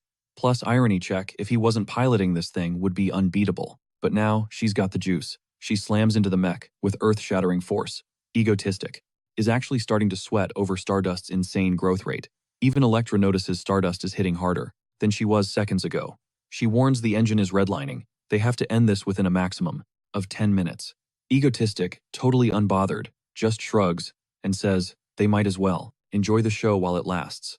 Elektra is not amused and smacks him upside the head to remind him that the mech is literally a ticking bomb, while Lazubin is trying not to puke from the turbulence. Stardust barely dodges another swipe when her comms buzz. The Hero Association screams at her to evacuate immediately. The sudden order throws her off. They drop a bombshell. The president of South Korea just authorized a launch, firing a nuclear missile straight at the octopus. If they're in the blast radius, they're vaporized. Stardust asks if they've lost their minds. A weapon that size won't just kill the villain. It'll wipe out civilians too. Besides, she's got this fight under control. Why make such a brain-dead call now? The association explains it's all optics. The president thinks he'll look weak if he just sits there. Politics is a dirty game and unpredictable as hell, so they order her to shut up and retreat. Meanwhile, Egotistic calls out, asking why she's frozen in place, since his octopunch is fully charged and itching to fire. Stardust can't believe it. They actually paused the fight to wait for her. For a bunch of villains, they've got surprisingly good sportsmanship. It's obvious they have zero clue a nuke is inbound. That settles it.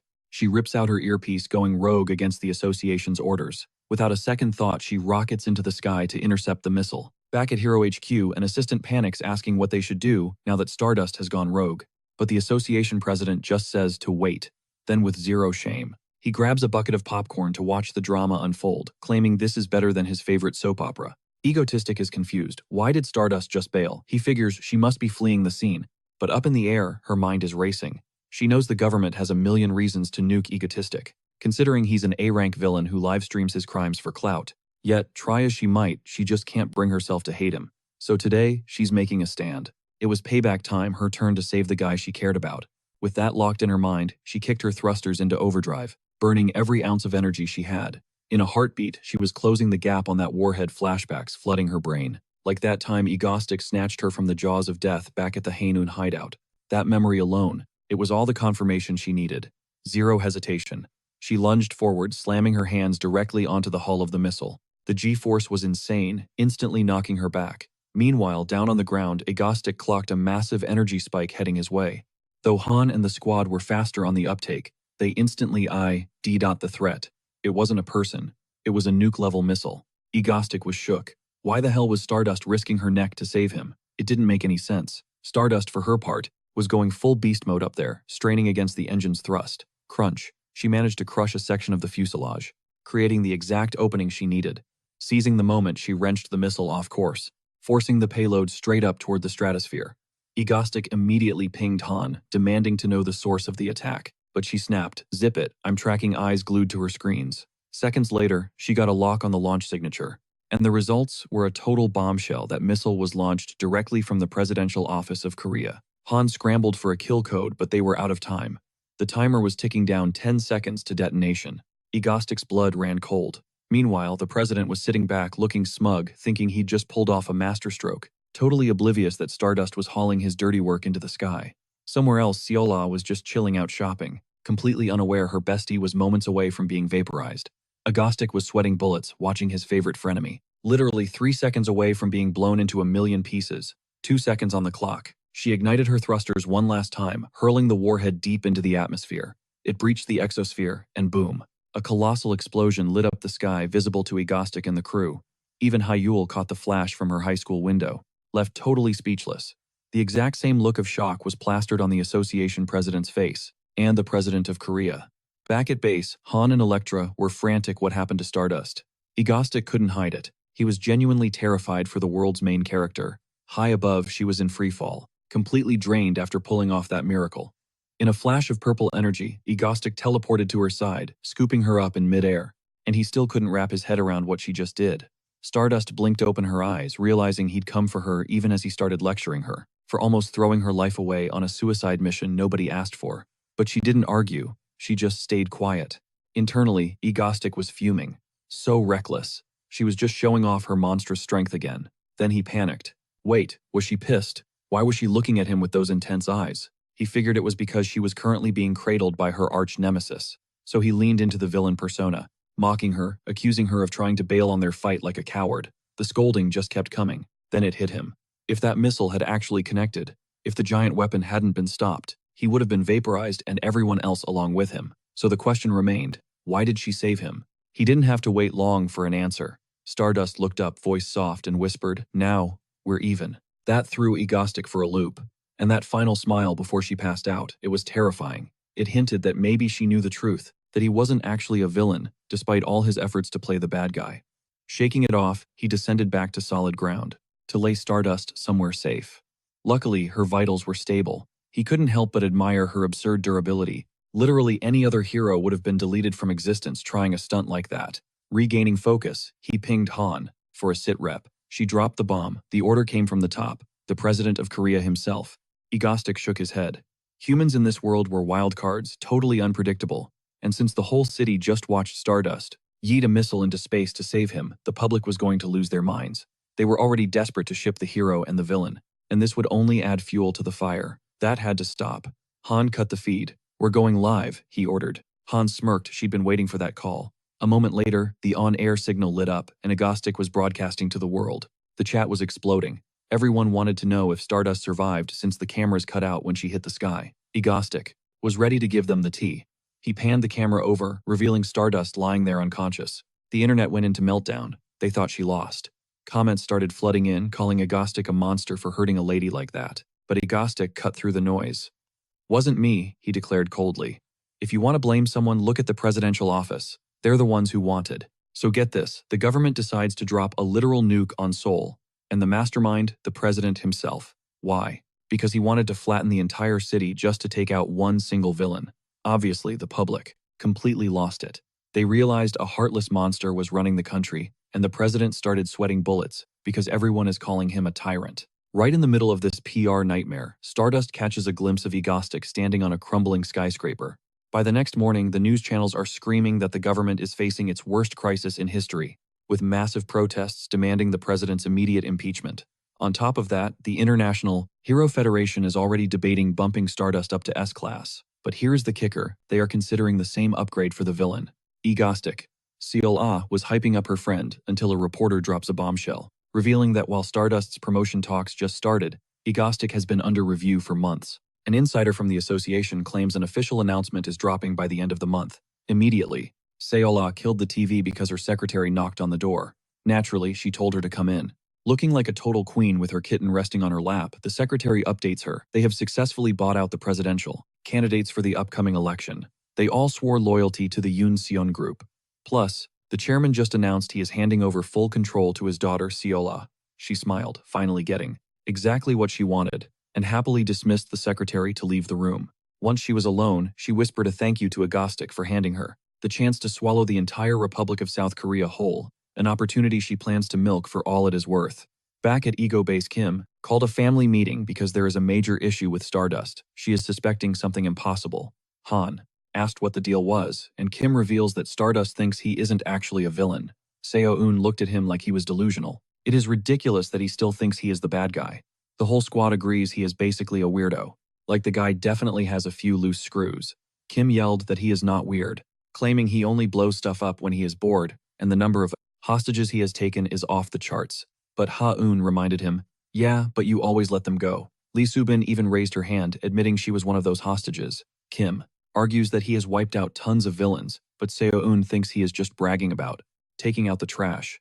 Han even thanked him, saluting hero Agostic. Kim insists he has been living his life, grinding hard as both a villain and a civilian, but Seo-eun shut him down fast. That is irrelevant. It just proves he isn't sane. She asks if he was seriously trying to roleplay as a villain this entire time. Kim quickly said yes, earning a roast from Seo-eun. She told him he lost the plot the moment he decided to pretend to be a bad guy. Just looking at him, it is obvious he is fake. That is literally why she joined his crew. She knew he wouldn't do anything actually evil. And just to be clear, that giant weapon would have dusted Seoul without his intervention. Plus, Stardust would have been cooked if the enemy went all out from the start. Han backed that up. Even Lee Subin mentions that he was carefully regulating his power level during the fight. Han adds that you would have to be pretty dense not to realize he isn't a villain.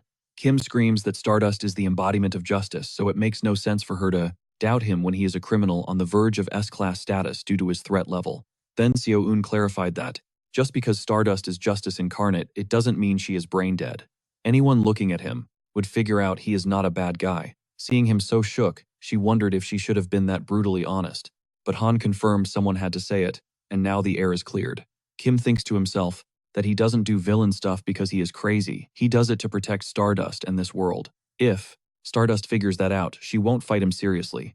If she holds back, she won't grow stronger, meaning the world gets destroyed by future threats. Suddenly he screamed, "This cannot be happening," scaring the life out of Han because that outburst came out of nowhere. But Kim reached a conclusion. Stardust needs someone to constantly remind her that he is a terrible, evil guy.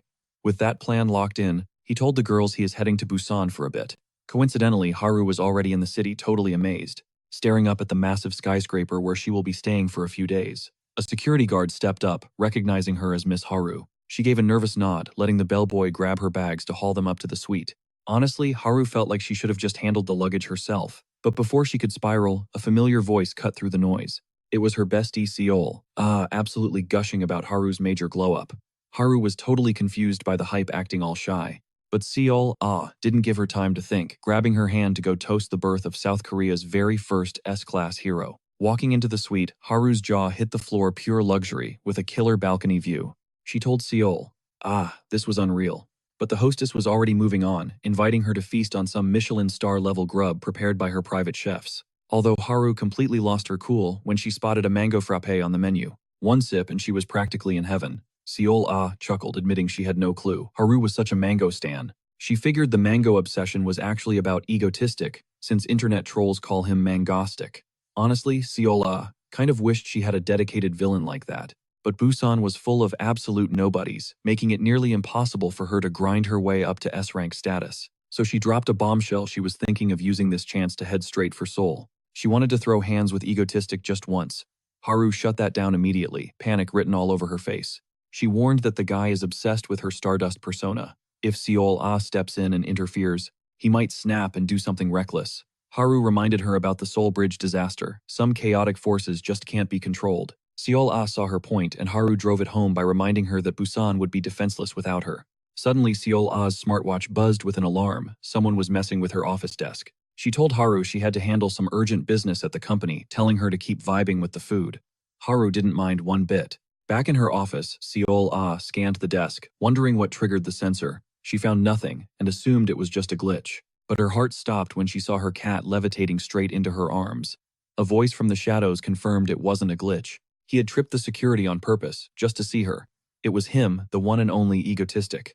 Seol demanded to know why he was crashing her office. Was he here to turn himself in? Egotistic scoffed at the idea, revealing he only came because she caught his interest. He exposed her as the real owner of the Yoon Seon Group, cosplaying as a hero, while secretly plotting to take over South Korea. Seol clapped back, admitting she thought the villain egotistic was secretly protecting the country while simping for Stardust. But now it looked like he was volunteering for a stay at a maximum security prison. Egotistic started laughing at her guts, exactly what he expected from the hidden boss of the original story. She wasn't just some random NPC. But right now, she was still a total rookie. Seol nerves spiked. What the hell was this masked psycho planning? She was stunned when he dropped a proposal. No riddles, just a hand extended offering a straight-up alliance. He knew perfectly well that you can't defeat a hidden villain with just punches. He needed to get her on the same boat. At that exact moment, Stardust's spidey sense went haywire, screaming that something terrible was about to go down. Meanwhile, Egotistic and Seol were locked in a hostile stare-down. Egotistic broke the silence, calling out her Hero of Justice act. It was nothing but a mask, because her true endgame was total domination of South Korea, and he was ready to help her snatch that crown. However, Seol played it cool, pointing out that he only causes chaos for his own gain. Why shouldn't she just hand him over to the cops right now? Egotistic calmly slid a USB drive across the desk. He knew she was swamped cleaning up the mess from the Yeon Group bankruptcy and managing the fallout, not to mention pulling strings in the shadows with the new government coming into power. He told her to take the gift as a sign of good faith. With the terms set, he announced he'd be back in 1 week for her answer, leaving Seol completely rattled. Her heart was pounding out of her chest. Egotistic was way more intimidating in person than she ever imagined. She stared at the memory stick, realizing the terrifying scope of his information network and capital. Add in the extreme loyalty of his fandom, and he was a villain with massive influence. He held sway over Korean politics and culture.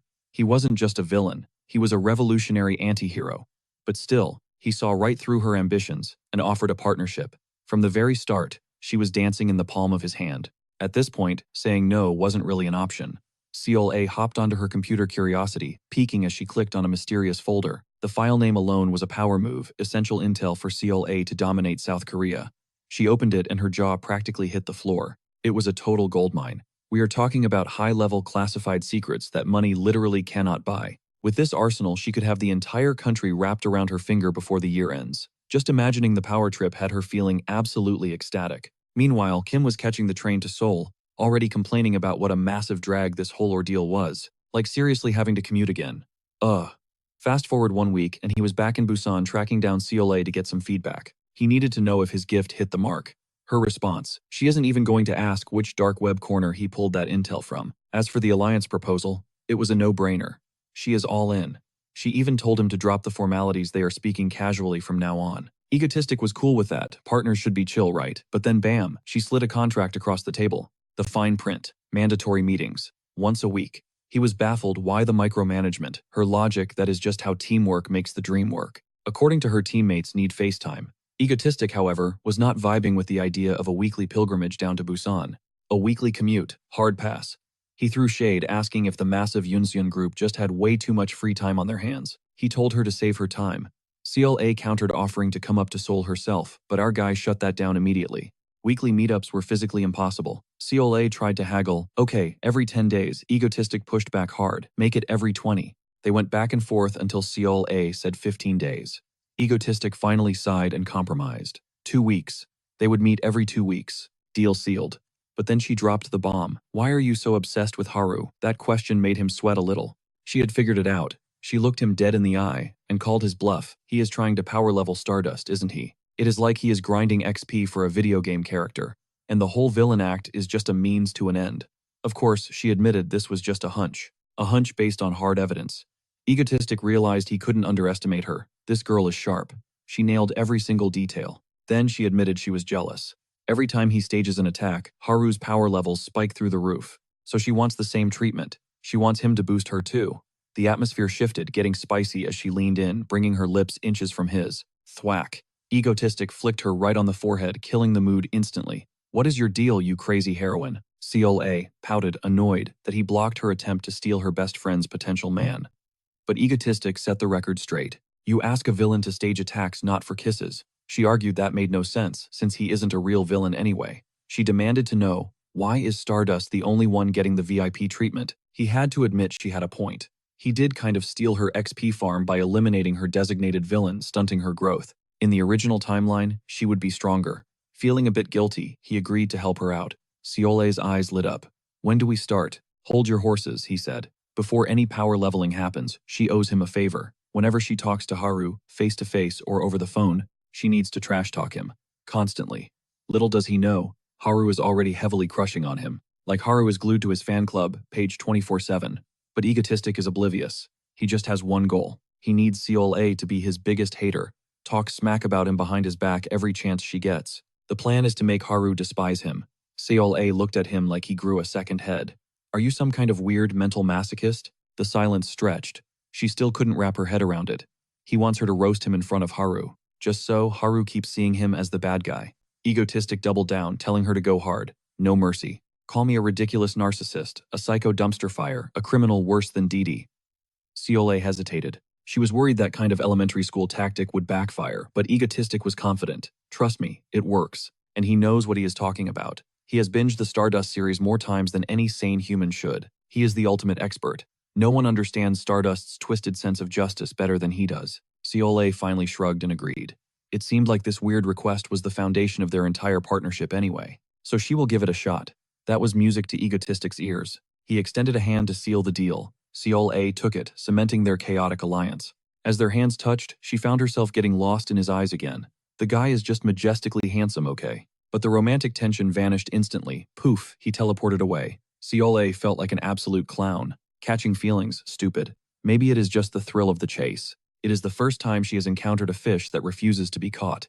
But one thing is crystal clear now. Egotistic, Korea's #1 villain. She is totally into him. And starting today, her mission is to make him hers, no matter how many other stray cats try to get in the way. Any homewrecker crossing her path is toast. But cut to Haru's place surprise, Ciola just pulls up out of nowhere. She is beaming, rocking a suitcase, and ready for a sleepover. Turns out Ciola was desperate for some quality Haru time. She hits her with the "can I crash here" request. Haru is chill with it, but she is like, what about your patrol in Busan? Ciola waves it off. Busan is just small fry central right now.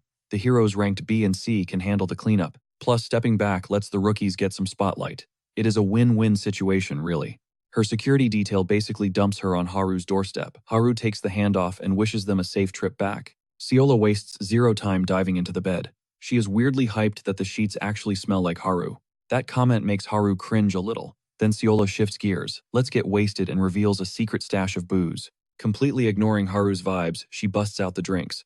Meanwhile, our blonde queen is over here, sniffing herself like, do I really smell weird? Ciola pops 2 bottles she smuggled in, and Haru just has to roll with it. A few drinks later, Ciola starts trash talking. She calls Egostic a total scumbag and roasts the fact that he actually has a fan cafe. She claims anyone who joins is mentally deranged. Haru isn't having it. That comment hits way too close to home. Why? Because Haru is basically an admin-level stan. In that very group, Siola keeps ranting that his constant attacks are a massive headache. She bets the guy gets a kick out of all the clout and media chaos. Haru is sweating bullets, listening to Siola drag her dream man through the mud, Siola claims. Egostic has main character syndrome mixed with some cringy middle school edginess. A total diva villain. He thinks he is untouchable, just staging crimes for likes. She straight up says heroes need to permanently delete this guy. Haru thinks, okay, chill, that is harsh. But Siola is not done yet. She labels him a pathetic narcissist. Sure, villains have egos, but Egostic takes it to a whole new level of toxic. He is obsessed with himself. Haru mentally objects, remembering how he literally risked it all to save her life. Then Siola drops the bomb. The grossest part, he is basically stalking Stardust. Haru definitely does not agree with that take. Siola tries to keep the hate train going, but the liquor wins. She blacks out cold. Haru scoops her up and tucks her into bed. She is left wondering, where did all that shade come from? Honestly, Siola's rant felt totally fake. Haru pulls out her phone, checks her Egostic fan account, and sighs. Who knows when she will see her chaotic crush again. Flash forward a few days, Chayun and Hyul crush breakfast and grab their gear for school. The squad sends them off with good vibes. Han, who basically just rolled out of bed, mumbles a good luck too. Kim warns her, girl, watch out or your jaw is gonna snap from yawning so hard. She demands to know what kept Han up all night. Han almost slips up and mentions Stardust, but catches herself just in time. Top secret info. Kim drops the subject because she has got major news. Next raid is Busan next week. The girls are totally lost. Stardust does not patrol that zone. Han asks, why the road trip? Kim explains. They snagged a sponsor in Busan who specifically requested a villain attack right there. Segi is baffled. What kind of psycho corporation orders a terrorist attack on themselves? Little do they know the client is a high-class rank A hero. Cut to Busan 1 week later. Beachgoers start freaking out as a massive airship looms over the city skyline. Everyone scatters. Egostic strikes a pose on the deck, announcing his grand entrance and screaming for Icicle. To spice things up, he starts raining explosive grenades down on the streets. Right on cue, Icicle swoops in. She unleashes her frost magic, neutralizing every single blast like a pro. She confronts Egostic, shouting, your reign ends here, but internally, she is screaming. She has been dying to deliver that dramatic hero line. Meanwhile, back at the Hero Association headquarters, the director briefs Stardust. Egostic is in Busan, sit this one out. She hears absolutely none of that. Ignoring orders, she launches herself into the sky, breaking the sound barrier to get to Busan. She is fuming. How dare Egostic show his face to Icicle instead of her? She is being eaten alive by pure green-eyed jealousy. But rewind a few minutes, meet the band Leppies. High above the clouds, the crew is cruising on their flying fortress, the Alice, when Yellow breaks the silence, asking if the others are feeling the hype. Blue looks clueless, so Yellow spells it out. They literally built this beast of a machine, from scratch, and they're seconds away from launching a massive raid on the city. Blue puffs his chest out, brimming with pride over their handiwork, but snaps back, telling Yellow to quit yapping, even though he's secretly geeking out too. Suddenly, Red Leader steps onto the deck. He declares that they've finally made it big. Real pirates just like Luffy and the Straw Hat crew, and screams out to the squad asking if they're ready to absolutely wreck Busan. The boys roar in agreement, but right as Red winds up for another speech, Egotistic teleports right behind him like a ghost. Instincts kick in. Blue and Yellow instantly lock and load their weapons to defend the captain. Egotistic drops a bombshell. This raid is his show now. Red flips out, sick of this guy acting like the main character. Zap. A massive bolt from Elektra fries their nerves and humbles them instantly. Egotistic smirks, telling them to chill, because they're all on the same team now. Red hates every second of this hostile takeover. But the second they see Elektra charging up round 2, the whole crew suddenly decides they love the plan. Egotistic barks orders, Red takes the rear guard, while Yellow and Blue flank the sides of the ship. It's showtime, people. The attack is launching now, so everyone needs to scramble to their battle stations immediately. These budget pirates have no choice but to fall in line. Egotistic throws Lee Subin onto the helm, leaving Seiji completely shook. She had no idea Subin could pilot a warship. Seiji asks for orders, but Egotistic benches her, sending her to the cabin to chill and watch the fireworks. Then he patches a call through to his employer, confirming they are swooping straight toward Haeundae Beach.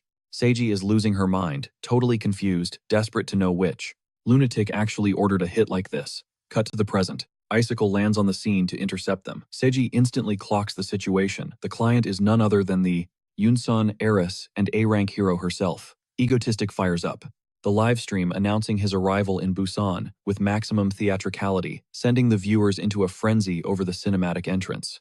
He also introduces the Lepis squad, who honestly look like a discount version of the Power Rangers, to the chat. Icicle screams for Egotistic to halt or face a deep freeze.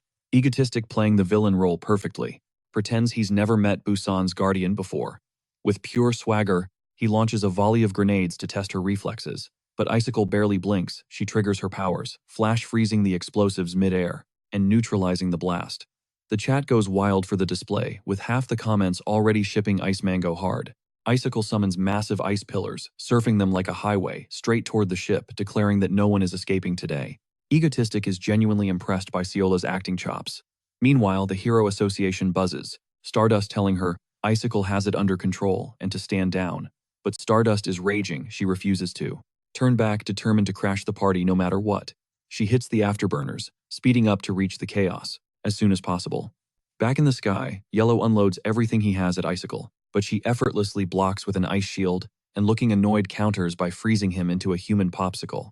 The livestream audience is screaming at the display of power. Even Egotistic has to admit, not bad. He never expected her to have this level of precision control.